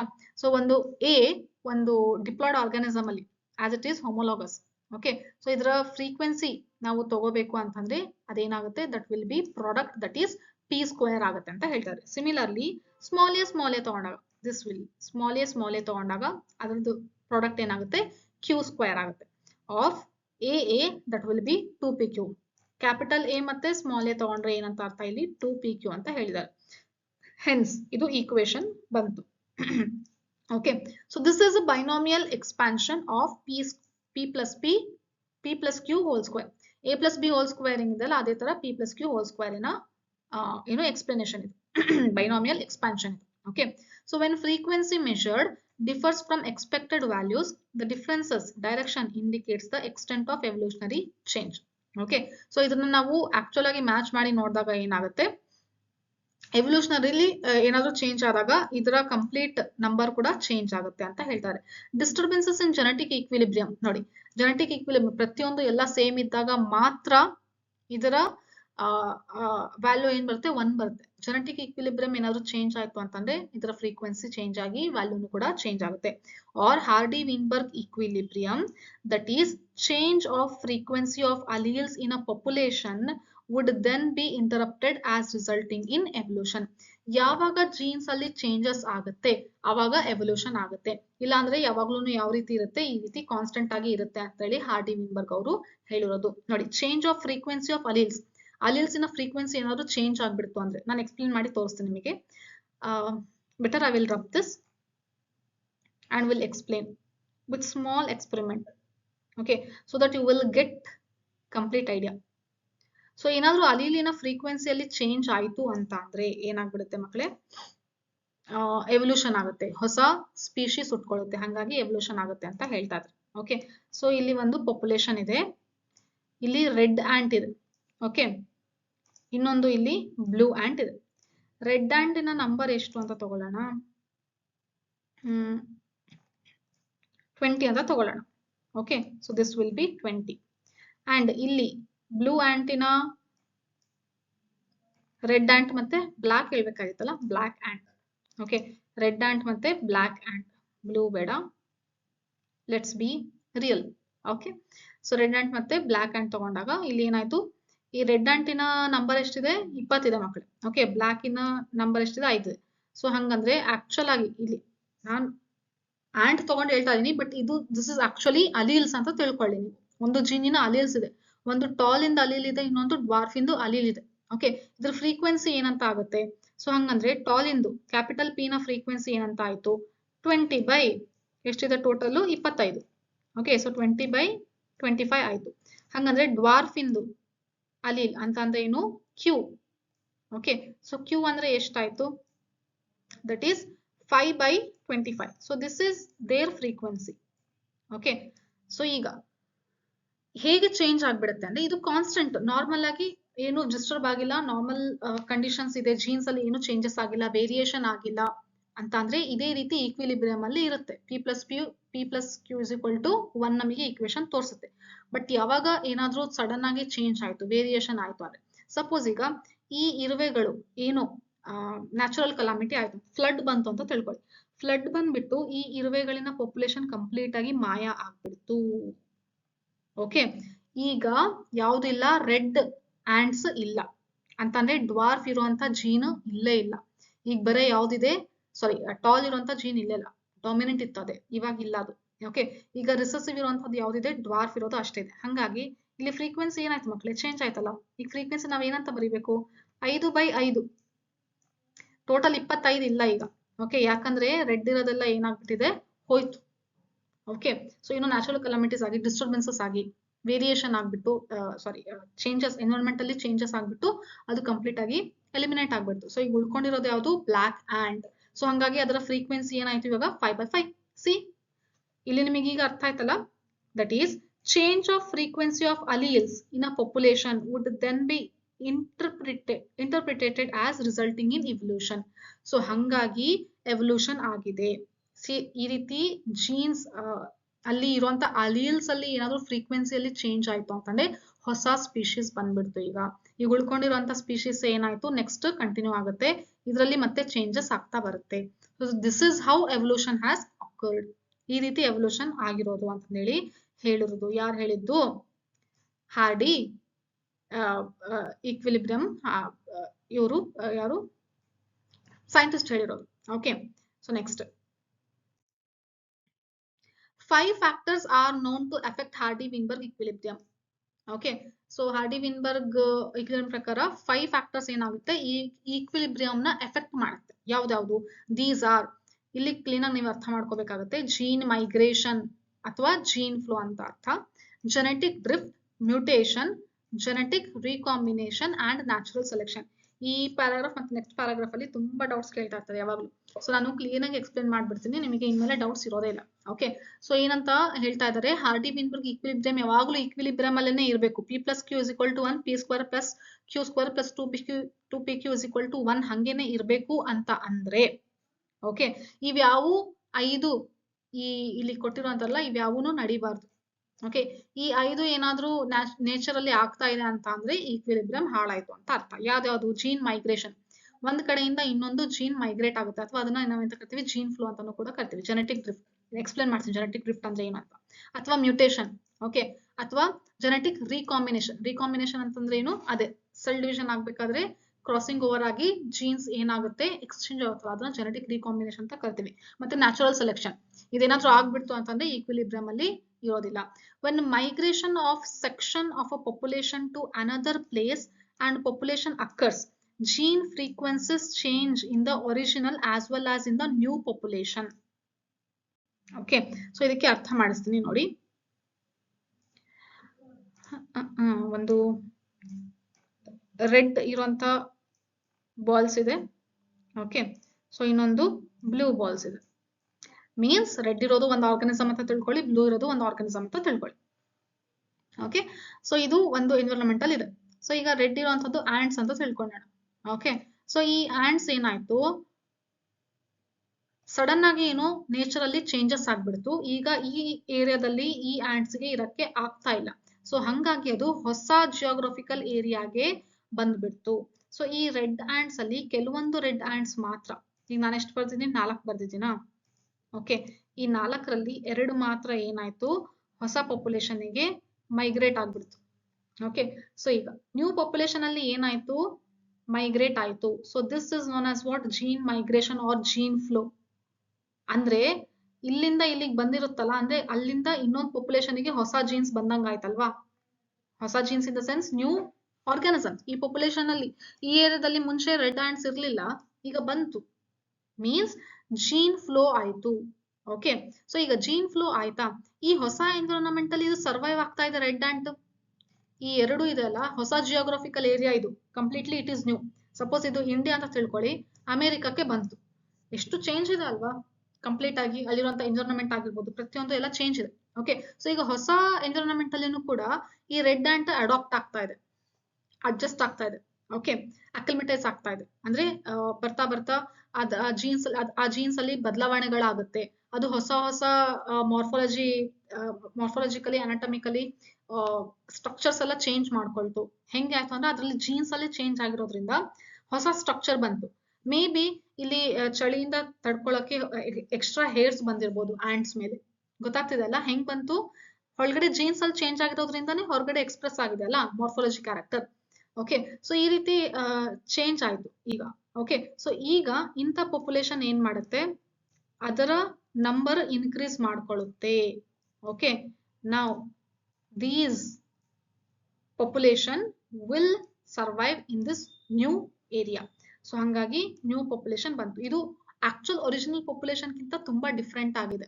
Okay, ಮುಂಚೆ ತರ ಇಲ್ಲ ಇದು, ಇದರಲ್ಲಿ ತುಂಬಾ ಬದಲಾವಣೆಗಳಾಗಿದೆ. Okay, so ನಾವು this process is known as what, genetic drift. ಏನಂತ ಹೇಳ್ತಾರೆ, jeans ಏನಾದ್ರೂ ಫ್ಲೋ ಆಯ್ತು, ಜೀನ್ಸ್ ಮೈಗ್ರೇಟ್ ಆಗಿ ಒಂದ್ ಕಡೆಯಿಂದ ಇನ್ನೊಂದ್ ಕಡೆ ಫ್ಲೋ ಆಯ್ತು, ಇದು ಜೀನ್ ಫ್ಲೋ ಅಥವಾ ಜೀನ್ ಮೈಗ್ರೇಷನ್ ಅಂತ ಕರಿತೀವಿ.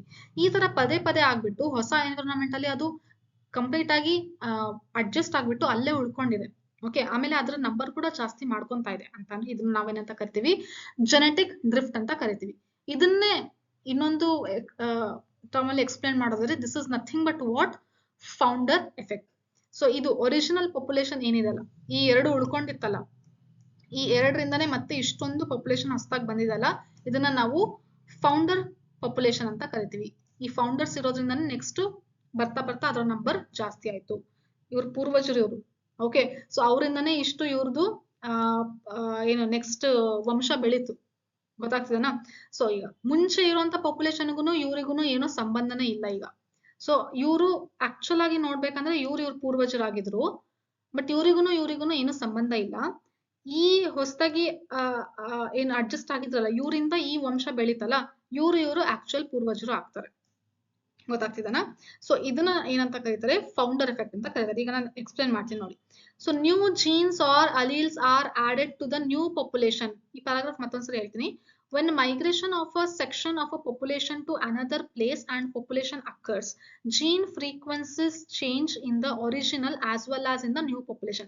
ನೋಡಿ, ಯಾವಾಗ ಒಂದು ಕಡೆಯಿಂದ ಇನ್ನೊಂದು ಕಡೆ ಆರ್ಗಾನಿಸಮ್ಸ್ ಈ ತರ ಮೈಗ್ರೇಟ್ ಆಗುತ್ತೆ, ಆವಾಗ ಹೊಸ ಪಾಪ್ಯುಲೇಷನ್ ಅಲ್ಲಿ ಚೇಂಜ್ ಆಗೋದಲ್ಲದೆ ಮುಂಚೆ ಇರೋ ಪಾಪ್ಯುಲೇಷನ್ ಅಲ್ಲಿ ಕೂಡ ಚೇಂಜ್ ಆಗುತ್ತೆ. ಓಕೆ, ಸೊ ಮುಂಚೆ ಇರೋ ಪಾಪ್ಯುಲೇಷನ್ ಅಲ್ಲಿ ಆರ್ಗಾನಿಸಮ್ಸ್ ಕಳ್ಕೊಂತು, ಹೊಸ ಪಾಪ್ಯುಲೇಷನ್ ಅಲ್ಲಿ ಆರ್ಗಾನಿಸಮ್ಸ್ ಆಡ್ ಆಯ್ತು. ಸೊ ಆರ್ಗಾನಿಸಮ್ ಹೋಗಿದೆ ಅಂತಂದ್ರೆ ಜೀನ್ಸ್ ಕೂಡ ಹೋಗಿರುತ್ತೆ. ಸೊ ಜೀನ್ಸ್ ನ ಫ್ರೀಕ್ವೆನ್ಸಿನೂ ಕೂಡ ಏನಾಗುತ್ತೆ, ಚೇಂಜ್ ಆಗುತ್ತೆ. Okay, new genes or alleles are added to the new population and these are lost from the original old population. ಈಗ ಹೇಳಿದ್ನಲ್ಲ ಅದೇ. So there would be a gene flow if this gene migration happens multiple times. ಇದೇ ತರ ತುಂಬಾ ಸರಿ ಆದ್ರೆ ಅದನ್ನ gene migration ಇದೇ ತರ ಕಂಟಿನ್ಯೂಸ್ ಆಗ್ತಾರೆ, ನಾವು ಏನಂತ ಕರಿತೀವಿ, ಅದನ್ನ ಜೀನ್ ಫ್ಲೋ ಅಂತ ಕರಿತಾ ಇದ್ವಿ. If the same change occurs by chance, ಈಗ ಆಕ್ಚುಲ್ ಆಗಿ ಅದೇ ಹೋಗಿರೋದು, ಬಟ್ ಬೈ ಚಾನ್ಸ್ ಏನಾದ್ರೂ ಆಯ್ತಪ್ಪ ಈ ರೀತಿ ಚೇಂಜ್ ಅಂದ್ರೆ ಅದನ್ನ ನಾವೇನಂತ ಕರಿತೀವಿ, that is known as what, genetic drift ಅಂತ. ಆ process ಗೆ ನಾವೇನಂತ ಕರಿತೀವಿ, genetic drift. Sometimes the change in allele frequency is so different in the new sample of population that they become different species. ನೋಡಿ ನಾನು ಹೇಳಿದ್ನಲ್ಲ, ಈ ರೀತಿ ಏನು ಹೊಸ ಎನ್ವಿರಾನ್ಮೆಂಟ್ ಗೆ ಬಂದಿರುವಂತ ಆರ್ಗಾನಿಸಮ್ ಇದೆಯಲ್ಲ, ಇದರಲ್ಲಿ ಎಷ್ಟೊಂದು ಬದಲಾವಣೆಗಳಾಗಿರುತ್ತೆ ಅಂತಂದ್ರೆ ಇದು ಬರ್ತಾ ಬರ್ತಾ ಹೊಸ ಸ್ಪೀಶೀಸ್ ಆಗ್ಬಿಡುತ್ತೆ. ಓಕೆ, ಈ ತರ ಆಂಟ್ ಯಾವತ್ತೂ ನೋಡೇ ಇರಲ್ಲ, ಇದು ಹೊಸ ಸ್ಪೀಶೀಸ್ ಆಫ್ ಆಂಟ್ ಅಂತ ಕರ್ಸ್ಕೊಳ್ಳುತ್ತೆ. Okay, so the original drifted population, so ಏನು ಮುಂಚೆ ಡ್ರಿಫ್ಟ್ ಆಗಿರುತ್ತಲ್ಲ ಈ population, so this population, the original drifted population becomes founders. ಇದು ಇದರ ಮೇನ್ ಅಡಿಪಾಯ, ಇದರ ಫೌಂಡರ್ಸ್ ಅದು ಮುಂಚೆ ಇರುವಂತ population. Okay, so and the effect is called, so ಇಂಥ ಎಫೆಕ್ಟ್ ಏನಂತ ಕರಿತೀವಿ, this is known as what, founder effect. ಈ ಪ್ಯಾರಾಗ್ರಾಫ್ ನಿಮಗೆ ಕಂಪ್ಲೀಟ್ ಆಗಿ ಅರ್ಥ ಆಗಿದೆ ಅಂತ ಅನ್ಕೊಂತೀವಿ. Next, microbial experiments show that pre-existing advantageous mutations when selected will result in observation of new phenotypes. So ಏನಂತ ಹೇಳ್ತಾ ಇದ್ದಾರೆ, ಮೈಕ್ರೋಬಿಯಲ್ ಎಕ್ಸ್ಪೆರಿಮೆಂಟ್ ಮಾಡಿದಾಗ, ಮೈಕ್ರೋಬ್ಸ್ ಅಲ್ಲಿ ಎಕ್ಸ್ಪೆರಿಮೆಂಟ್ ಮಾಡಿದಾಗ ಏನು shows that pre-existing advantageous mutations when selected will result in observation of new phenotypes. ನಾವು ಏನಾದ್ರೂ ನಮಗೆ ಕೆಲವೊಂದು ಕ್ಯಾರೆಕ್ಟರ್ಸ್ ಬೇಕು ಅಂತ ಅನ್ಕೊಂಡು ಅದನ್ನ ನಾವು ಇಟ್ಕೊಂಡ್ರೆ ಅದು ಅಂದ್ರೆ ಯೂಸ್ಫುಲ್ ಇರುವಂತದ್ದು, ಅಡ್ವಾಂಟೇಜಿಯಸ್ ಇರುವಂತದ್ದು ಏನಾದ್ರೂ ಮ್ಯೂಟೇಶನ್ ಆಯ್ತು ಅಂತಂದ್ರೆ ಅಂತದ್ದು ಸೆಲೆಕ್ಟ್ ಆಗಿ ನೆಕ್ಸ್ಟ್ ಪಾಪ್ಯುಲೇಷನ್ ಅಲ್ಲಿ ನಾವು ನೋಡ್ತೀವಿ. ಹಂಗಾಗಿ ಅದರ ಫಿನೋಟೈಪ್ ಅಲ್ಲೂ ಕೂಡ ಚೇಂಜ್ ಆಗುತ್ತೆ. ಸಪೋಸ್ ಕೆಲವೊಂದು ಪ್ಲಾಂಟ್ಸ್ ಅಲ್ಲಿ ತಗೊಳ್ಳೋಣ, ಮೈಕ್ರೋಬ್ಸ್ ಎಕ್ಸಾಂಪಲ್. ಓಕೆ, ನಾನು ಪ್ಲಾಂಟ್ಸ್ ಹೇಳಿದ್ರೆ ನಿಮಗೆ ಕ್ಲೀನ್ ಆಗಿ ಗೊತ್ತಾಗುತ್ತೆ.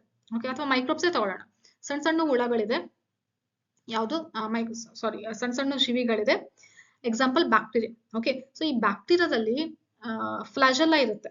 ಓಕೆ, ಸೊ ಈ ಫ್ಲಾಜೆಲ್ಲಾ ಕೆಲವೊಂದಲ್ಲಿ ಕಡಿಮೆ ಇರುತ್ತೆ, ಕೆಲವೊಂದಲ್ಲಿ ಜಾಸ್ತಿ ಇರುತ್ತೆ ಅಂತ ತಿಳ್ಕೊಳ್ಳಿ. ಓಕೆ, ಸೊ ಈಗ ಜಾಸ್ತಿ ಇರೋದು ಆಕ್ಚುಲಿ ಬೆನಿಫಿಟ್ ಆಗುತ್ತೆ, ಇದಕ್ಕೆ ಏನು ಅದರ ಫಂಕ್ಷನ್ಸ್ ಗೆ ಬೆನಿಫಿಟ್ ಆಗುತ್ತೆ. ಸೊ ಈ ಬೆನಿಫಿಟ್ ಇರುವಂತ ಕ್ಯಾರೆಕ್ಟರ್ ಇದೆ ಅಲ್ಲ, ಇದನ್ನ ನಾವು ಸೆಲೆಕ್ಟ್ ಮಾಡಿದ್ವಿ. ಓಕೆ, ಸೆಲೆಕ್ಟ್ ಮಾಡಿದಾಗ ಇದೇನಾಯ್ತು, ಮ್ಯೂಟೇಶನ್ ಆಯ್ತು. ಓಕೆ, ಅಡ್ವಾಂಟೇಜಸ್ ಮ್ಯೂಟೇಶನ್ಸ್ ಅಂದ್ರೆ ಇದನ್ನ ನಾವು ಸೆಲೆಕ್ಟ್ ಮಾಡಿ ಬೇಕಂತ ಮ್ಯೂಟೇಶನ್ ಮಾಡಿರೋ ಕಾರಣದಿಂದ ಏನಾಯ್ತು, ಈ ಕ್ಯಾರೆಕ್ಟರ್ ಉಳ್ಕೊಂತು. ಹೊಸ ಜನರೇಷನ್ ಅಲ್ಲಿ ಬರ್ತಾ ಬರ್ತಾ ನೆಕ್ಸ್ಟ್ ಏನಾಗುತ್ತೆ, ಎಲ್ಲಾ ಬ್ಯಾಕ್ಟೀರಿಯಾದಲ್ಲೂ ಏನಾಗುತ್ತೆ, ಅದರಲ್ಲಿ ಫ್ಲಾಜೆಲ್ಲಾ ಜಾಸ್ತಿ ಬಂದಿರುತ್ತೆ. ಓಕೆ, ಸೊ ದಿಸ್ ಅಂದ್ರೆ ಫಿನೋಟೈಪ್ ಅಂತ ಕಣ್ಣಿಗೆ ಕಾಣಿಸುವಂತ ಕ್ಯಾರೆಕ್ಟರ್. ಸೊ ಹಂಗಾಗಿ ನಾವು ಜಾಸ್ತಿ ಫ್ಲಾಜೆಲ್ಲಾನ ನೋಡ್ಲಿಕ್ಕೆ ಸಾಧ್ಯ ಇರುತ್ತೆ. ಓವರ್ ಫ್ಯೂ ಜನರೇಷನ್ ಬರ್ತಾ ಬರ್ತಾ ಏನಾಯ್ತು, this would result in speciation. So ಹಂಗಾಗಿ ಮುಂಚೆ ಇರುವಂತಹ ಬ್ಯಾಕ್ಟೀರಿಯಾದಲ್ಲಿ ಒಂದೇ ಫ್ಲಾಜೆಲ್ಲಾ ಇರ್ತಿತ್ತಲ್ಲ, ಅಂತ ಬ್ಯಾಕ್ಟೀರಿಯಾ ನಮಗೆ ಇವಾಗ ಕಾಣಿಸ್ತಾನೆ ಇಲ್ಲ. ಎಲ್ಲ ಬ್ಯಾಕ್ಟೀರಿಯಾದಲ್ಲೂ ಏನಾಗಿದೆ, 4 ರಿಂದ 5 ಫ್ಲಾಜೆಲ್ಲಾ ಇದೆ. ಸೊ ಹಂಗಾಗಿ ಹೊಸ ಸ್ಪೀಶೀಸ್ ಆಗ್ಬಿಡ್ತಲ್ಲ ಇದು ಬ್ಯಾಕ್ಟೀರಿಯಾದಲ್ಲಿ. ಸೊ ಬರ್ತಾ ಬರ್ತಾ ಏನಾಯ್ತು, resulted in what, speciation. Natural selection is a process in which heritable variations enabling better survival are enabled to reproduce and leave greater number of progeny. But natural selection ಹಂಗಲ್ಲ. ನೋಡಿ, mutation ಆಗಿರೋದ್ರಿಂದಾನೇ ಈ ತರ ಆಗಿರೋದು. But natural selection ಅಲ್ಲಿ ಹಂಗಲ್ಲ, nature select ಮಾಡ್ಕೊಳ್ಳುತ್ತೆ. ಯಾವುದು nature ಗೆ fit ಆಗಿರುತ್ತೆ ಅದು ಮಾತ್ರ ನೆಕ್ಸ್ಟ್ ಜನರೇಷನ್ ಗೆ ಹೋಗುತ್ತೆ ಅಂತ ಹೇಳಿ ಹೇಳ್ತಾ ಇದ್ದಾರೆ. A critical analysis makes us believe that variation due to mutation or variation due to recombination during gametogenesis or due to gene flow or genetic drift results in a changed frequency of genes and alleles in future generation.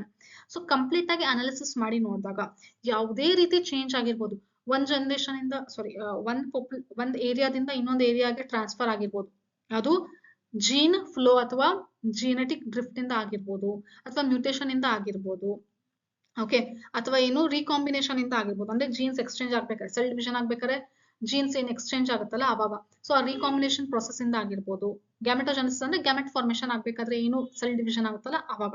Okay, so ಈ ರೀತಿ ಯಾವುದೇ process ಅಲ್ಲಿ ಆದ್ರೂ ಕೂಡ ಏನ್ change ನಾವು ನೋಡ್ತೀವಿ ಅಂತಂದ್ರೆ, ಜೀನ್ ಅಲ್ಲಿ ಇರುವಂತಹ ಅಲೀಲಿನ ಫ್ರೀಕ್ವೆನ್ಸಿ ಏನಾಗುತ್ತೆ, ಚೇಂಜ್ ಆಗುತ್ತೆ ಅಂತ ಹೇಳ್ತಾ ಇದ್ದಾರೆ. Coupled to enhance reproductive success, natural selection makes it look like different population. So ಇದಾದ್ಮೇಲೆ ನೆಕ್ಸ್ಟ್ ಏನಾಗುತ್ತೆ, ರಿಪ್ರೊಡಕ್ಷನ್ ರೇಟ್ ಕೂಡ ಚೇಂಜ್ ಆಗುತ್ತೆ. ಸೊ ಹಂಗಾಗಿ ಹೊಸ ಸ್ಪೀಶೀಸ್ ಬರುತ್ತೆ ಅಂತ ಹೇಳಿ ಇವರು ಹೇಳ್ತಾ ಇದ್ದಾರೆ. So natural selection can lead to stabilization. ನೋಡಿ, ನ್ಯಾಚುರಲ್ ಸೆಲೆಕ್ಷನ್ 3 ತರ ಆಗುತ್ತೆ ಎನ್ವಿರಾನ್ಮೆಂಟ್ ಏನು ನೇಚರ್ ಅಲ್ಲಿ. ಓಕೆ, ಸೊ ಯಾವ ರೀತಿ ಅಂತಂದ್ರೆ, ಒಂದು ಸ್ಟೆಬಿಲೈಸೇಷನ್ ಅಂತ ಹೇಳ್ತಾರೆ. Okay, in which more individuals acquire mean character value. So stabilisation ಅಲ್ಲಿ ಏನಾಗುತ್ತೆ, ಸಪೋಸ್ ಈಗ 4 ಫೀಟ್ ಇರೋರು ಜನರು ಇರ್ತಾರೆ. ಓಕೆ 6 ಫೀಟ್ ಇರೋರು ಜನರು ಇರ್ತಾರೆ. ಬಟ್ ಇದ್ರ ಮಧ್ಯೆ ಇರುವಂತ ಜನರನ್ನೇ ನಾವು ಜಾಸ್ತಿ ನೋಡ್ತೀವಿ. ಯಾವುದು ಮೀನ್ ಫ್ರೀಕ್ವೆನ್ಸಿ ಇರುತ್ತೋ ಅದು ಸ್ಟೆಬಿಲೈಸ್ ಆಗ್ಬಿಡುತ್ತೆ. ಯಾವ್ದು ಸ್ಟೆಬಿಲೈಸ್ ಇದೆ ಹಂಗಂದ್ರೆ ಇವಾಗ ಪಾಪ್ಯುಲೇಷನ್ ಅಲ್ಲಿ 4 ಮತ್ತೆ 6 ಮಧ್ಯೆ ಇರುವಂತವ್ರು 5. ತುಂಬಾ ಜನ ನೋಡಿ 4 ಮತ್ತೆ 6 ಮಧ್ಯನೇ ಇರ್ತಾರೆ. ಓಕೆ ಸೊ ಇಂಥ ಪಾಪ್ಯುಲೇಷನ್ ಅಲ್ಲಿ ಇರೋರು ಏನಾಗುತ್ತೆ, ಮೀನ್ ಫ್ರೀಕ್ವೆನ್ಸಿ ಅಲ್ಲಿ ಇರೋರು ಏನಾಗುತ್ತೆ, ಸ್ಟೆಬಿಲೈಸ್ ಆಗುತ್ತೆ ಅಂತ ಹೇಳ್ತಾ ಇದ್ದಾರೆ. Okay so this is not based on environmental factor, it is actually genetical factor. ಎನ್ವಿರಾನ್ಮೆಂಟಲ್ಲಿ ಚೇಂಜಸ್ ಆಗೋದ್ರಿಂದ ಈ ರೀತಿ ಇದಾರೆ ಮನುಷ್ಯರು ಅಂತ ಹೇಳಿ ನಾವು ಹೇಳಕ್ ಬರಲ್ಲ. ಓಕೆ ಸ್ಟೆಬಿಲೈಸೇಷನ್ ಪ್ರಾಸೆಸ್, ಸ್ಟೆಬಿಲೈಸೇಷನ್ ಅನ್ನುವಂಥದ್ದು ಏನು ನ್ಯಾಚುರಲ್ ಸೆಲೆಕ್ಷನ್ ಇದೆಯಲ್ಲ, ಈ ಆಕ್ಚುಯಲ್ ನ್ಯಾಚುರಲ್ ಸೆಲೆಕ್ಷನ್ ಟೈಪ್ ಇದೆಯಲ್ಲ, ಇದು ಎನ್ವಿರಾನ್ಮೆಂಟ್ ಅಲ್ಲಿ ಬೇಸಿಸ್ ಆಗಿಲ್ಲ, ಇದು ಬೇಸ್ಡ್ ಆನ್ ಜೀನ್ಸ್, ಇದು ಈ ರೀತಿ ಆಗಿರುವಂತದ್ದು ಅಂತ ಹೇಳ್ತಾರೆ. ಇನ್ನೊಂದು directional change, more individuals acquire value other than the mean character value. So mean character ವ್ಯಾಲ್ಯೂಗಿಂತ ಓಕೆ ಜಾಸ್ತಿ ಇನ್ನೊಂದ್ ಕಡೆ ಜಾಸ್ತಿ ವಾಲುತ್ತೆ ಪಾಪ್ಯುಲೇಷನ್. ಓಕೆ ಸಪೋಸ್ ಎಕ್ಸಾಂಪಲ್ ತಗೊಂಡ್ರೆ ಇಂಡಸ್ಟ್ರಿಯಲ್ ಮೆಲನಿಸಮ್ ಅಲ್ಲಿ ಮೀನ್ ಯಾವ ರೀತಿ ಇರ್ಬೇಕಿತ್ತು ಅಂತಂದ್ರೆ ಎರಡದ್ದು ಕಾಮನ್ ನಂಬರ್ ಇರ್ಬೇಕಿತ್ತು. ಯಾವುದು ವೈಟ್ ಇರುವಂತ ಮಾತ್ ಮತ್ತೆ ಡಾರ್ಕ್ ಮೆಲನೈಸ್ಡ್ ಮಾತ್. ಬಟ್ ಬಿಫೋರ್ ಇಂಡಸ್ಟ್ರಿಯಲೈಸೇಷನ್ ಇದ್ದಾಗ ಹೆಂಗಿತ್ತು, ಆಫ್ಟರ್ ಇಂಡಸ್ಟ್ರಿಯಲೈಸೇಷನ್ ಆದಾಗ ಹೆಂಗಾಯ್ತು, ಆಫ್ಟರ್ ಇಂಡಸ್ಟ್ರಿಯಲೈಸೇಷನ್ ಆದ್ಮೇಲೆ ಯಾವ್ದು ಮೆಲನೈಸ್ಡ್ ಇರೋದು ನಂಬರ್ ಜಾಸ್ತಿ ಆಯ್ತು. ಓಕೆ ಸೊ ಮೀನ್ ವ್ಯಾಲ್ಯೂಕ್ಕಿಂತ ಒಂದು ಏನು ಸ್ಟೆಬಿಲೈಸೇಷನ್ ಯಾವ್ದು ಅಂದ್ರೆ ಯಾವ್ದು ಜಾಸ್ತಿ ಪಾಪ್ಯುಲೇಷನ್ ಅಲ್ಲಿ ನೋಡ್ತೀವಿ ಅಂತಂದ್ರೆ ಜಾಸ್ತಿ ನಂಬರ್ ಯಾವ್ದಿರುತ್ತೆ ಅದನ್ನ ನೋಡ್ತೀವಿ, ಮೀನ್ ವ್ಯಾಲ್ಯೂ ಇಲ್ಲ ಇಲ್ಲಿ. Okay so means it is direction, ಒಂದ್ ಕಡೆ ವಾಲುತ್ತೆ, ಒಂದ್ ಕಡೆ ಡೈರೆಕ್ಷನ್ ಅಲ್ಲಿ ಇರುತ್ತೆ ಅದು. ಓಕೆ ಸೊ ಈ ಕಡೆ ವೈಟ್ ಇರುವಂತ ಮಾತ್ಗಳಕ್ಕಿಂತ ಬ್ಲಾಕ್ ಇರುವಂತ ಮಾತ್ ಜಾಸ್ತಿ ಇದೆ. ಓಕೆ ಸೊ ಇಲ್ಲಿ ಪಾಪ್ಯುಲೇಷನ್ ಅಲ್ಲಿ ನಾವ್ ಏನ್ ನೋಡ್ತೀವಿ, ಒಂದ್ ಕಡೆ ಏನಾಗ್ಬಿಟ್ಟಿದೆ ವಾಲಿದೆ, ಯಾವುದು selection. Okay this is based on environment ಅಲ್ಲಿ ಚೇಂಜ್ ಆಗಿರೋದ್ರಿಂದ ಈ ರೀತಿ ನಾವು ನ್ಯಾಚುರಲ್ ಸೆಲೆಕ್ಷನ್ ಅಲ್ಲಿ ನೋಡ್ಲಿಕ್ಕೆ ಸಾಧ್ಯ ಇದೆ. ನೆಕ್ಸ್ಟ್ ಆರ್ ಡಿಸ್ರಪ್ಷನ್ ಅಂತಂದ್ರೆ more individuals acquire peripheral character value at both ends of the distribution curve. ಇಲ್ಲಿ ಏನಾಗುತ್ತೆ, ಮೀನ್ ವ್ಯಾಲ್ಯೂಕ್ಕಿಂತ ಎಕ್ಸ್ಟ್ರೀಮ್ಸ್ ಅಲ್ಲಿ ಏನಿರುತ್ತಲ್ಲ ಅದರ ನಂಬರ್ ಜಾಸ್ತಿ ಇರುತ್ತೆ. ಓಕೆ ಸಪೋಸ್ ಈಗ ಒಂದು ಪಾಪ್ಯುಲೇಷನ್ ಅಲ್ಲಿ ಮೀನ್ ವ್ಯಾಲ್ಯೂ ಒಂದು 100 ಇತ್ತು ಅಂತ ತಿಳ್ಕೊಳ್ಳಿ. ಓಕೆ ಬಟ್ ಇಲ್ಲಿ ಯಾವ್ದು ಜಾಸ್ತಿ ಸರ್ವೈವ್ ಆಗ್ತಾ ಇದೆ ಅಂತ ಅಂದ್ರೆ 20 ಇರೋದು ಸರ್ವೈವ್ ಆಗ್ತಾ ಇದೆ, ಈ ಕಡೆ 80 ಇರೋದನ್ನು ಕೂಡ ಸರ್ವೈವ್ ಆಗ್ತಾ ಇದೆ. ಓಕೆ ಸೊ ಏನ್ ಎಕ್ಸ್ಟ್ರೀಮ್ಸ್ ಅಲ್ಲಿ ಬಂದಿರುವಂತ ವ್ಯಾಲ್ಯೂ ಇದೆಲ್ಲ ಅಂತ ಪಾಪ್ಯುಲೇಷನ್ ಇಲ್ಲಿ ಸರ್ವೈವ್ ಆಗ್ತದೆ. ಇದನ್ನ ಇಲ್ಲಿ ಇವರು ಏನಂತ ಈ ಇದು ಗ್ರಾಫ್ ಅಲ್ಲಿ ತೋರಿಸಿರುವಂತದ್ದು ನೋಡಿ, number of individuals with phenotype. Okay ಇದೇನಂತ ಕೊಟ್ಟಿದ್ದಾರೆ, phenotype formulated by natural selection ಇಂದ ಫಾರ್ಮುಲೇಟ್ ಆಗಿರೋದ್ರಿಂದ ಏನಾಗುತ್ತೆ, ಮೀನ್ ವ್ಯಾಲ್ಯೂ ಅಲ್ಲಿ ಆರ್ಗಾನಿಸಮ್ಸ್ ಇರುತ್ತೆ. ಓಕೆ ಸೊ ಇದು 10 individuals are measured. Okay so ಯಾವುದು ಮೀಡಿಯಂ ಸೈಜ್ಡ್ ಇರುವಂತದ್ದು ಏನು ಇಂಡಿವಿಜುವಲ್ಸ್ ನಾವು ಇಲ್ಲಿ ಅಬ್ಸರ್ವ್ ಮಾಡ್ತೀವಿ. ಅದನ್ನ ನಾನು ಹೇಳಿದಲ್ಲ ಪಾಪ್ಯುಲೇಷನ್ ಎಕ್ಸಾಂಪಲ್ ಹೇಳಿದ್ನಲ್ಲ ಅದು. ಸೊ ಹಾಗಾಗಿ ಫಸ್ಟ್ ಟೈಪ್ ಏನಾಯ್ತು, this is stabilisation. Okay and here peak shift in one direction, ಒಂದ್ ಕಡೆ ಮಾತ್ರ ಶಿಫ್ಟ್ ಆಗಿದೆ, ಒಂದ್ ಕಡೆ ಮಾತ್ರ ವಾಲಿದೆ. ಯಾವ ಕಡೆ ಎಕ್ಸಾಂಪಲ್ ಹೇಳಿದ್ನಲ್ಲ ಬ್ಲಾಕ್ ಮಾತ್ ಏನಿತ್ತಲ್ಲ ಅದು ಜಾಸ್ತಿ ಕಾಣಿಸ್ತಾ ಇದೆ because of based on environmental condition. ಇಲ್ಲಿನೂ ಕೂಡ ಬೇಸ್ಡ್ ಆನ್ ಎನ್ವಿರಾನ್ಮೆಂಟಲ್ ಕಂಡೀಷನ್ ಏನಾಗುತ್ತೆ, ಎಕ್ಸ್ಟ್ರೀಮ್ಸ್ ಅಲ್ಲಿ ಇರುವಂತಹ ಪಾಪ್ಯುಲೇಷನ್ಸ್ ನಂಬರ್ ಏನಾಗುತ್ತೆ ಜಾಸ್ತಿ ಇರುತ್ತೆ. ಟು ಪೀಕ್ ಫಾರ್ಮ್, ಎಕ್ಸ್ಟ್ರೀಮ್ಸ್ ಅಲ್ಲಿ ಇರುವಂತಹ ಪಾಪ್ಯುಲೇಷನ್ ನಂಬರ್ ಜಾಸ್ತಿ ಆಗಿ ನೇಚರ್ ಅಲ್ಲಿ ಸೆಲೆಕ್ಟ್ ಆಗುತ್ತೆ ಅಂತ ಹೇಳ್ತಾ ಇದ್ದಾರೆ. Okay so this is about this whole theory. So next ವಿಡಿಯೋದಲ್ಲಿ ಇನ್ನು ಮಿಕ್ಕಿರುವಂತಹ ಪಾರ್ಟ್ ನ ನಾನು ಕಂಪ್ಲೀಟ್ ಮುಗಿಸ್ತೀನಿ, ಈ ಚಾಪ್ಟರ್ ಮುಗಿಯುತ್ತೆ. ಸೊ ಪಾರ್ಟ್ 1 ಪಾರ್ಟ್ 2 ಪಾರ್ಟ್ 3 ನೋಡಿದೀರಾ ಅಂತಂದ್ರೆ ಎಲ್ಲದೂ ನಿಮಗೆ ಅರ್ಥ ಆಗಿರುತ್ತೆ. ಕ್ವೆಶನ್ಸ್ ಸಾಲ್ವ್ ಮಾಡಿ, ಏನೋ ಡೌಟ್ ಇದೆ ನನಗೆ ಕಮೆಂಟ್ ಅಲ್ಲಿ ತಿಳಿಸಿ. So meet you in the next video. By.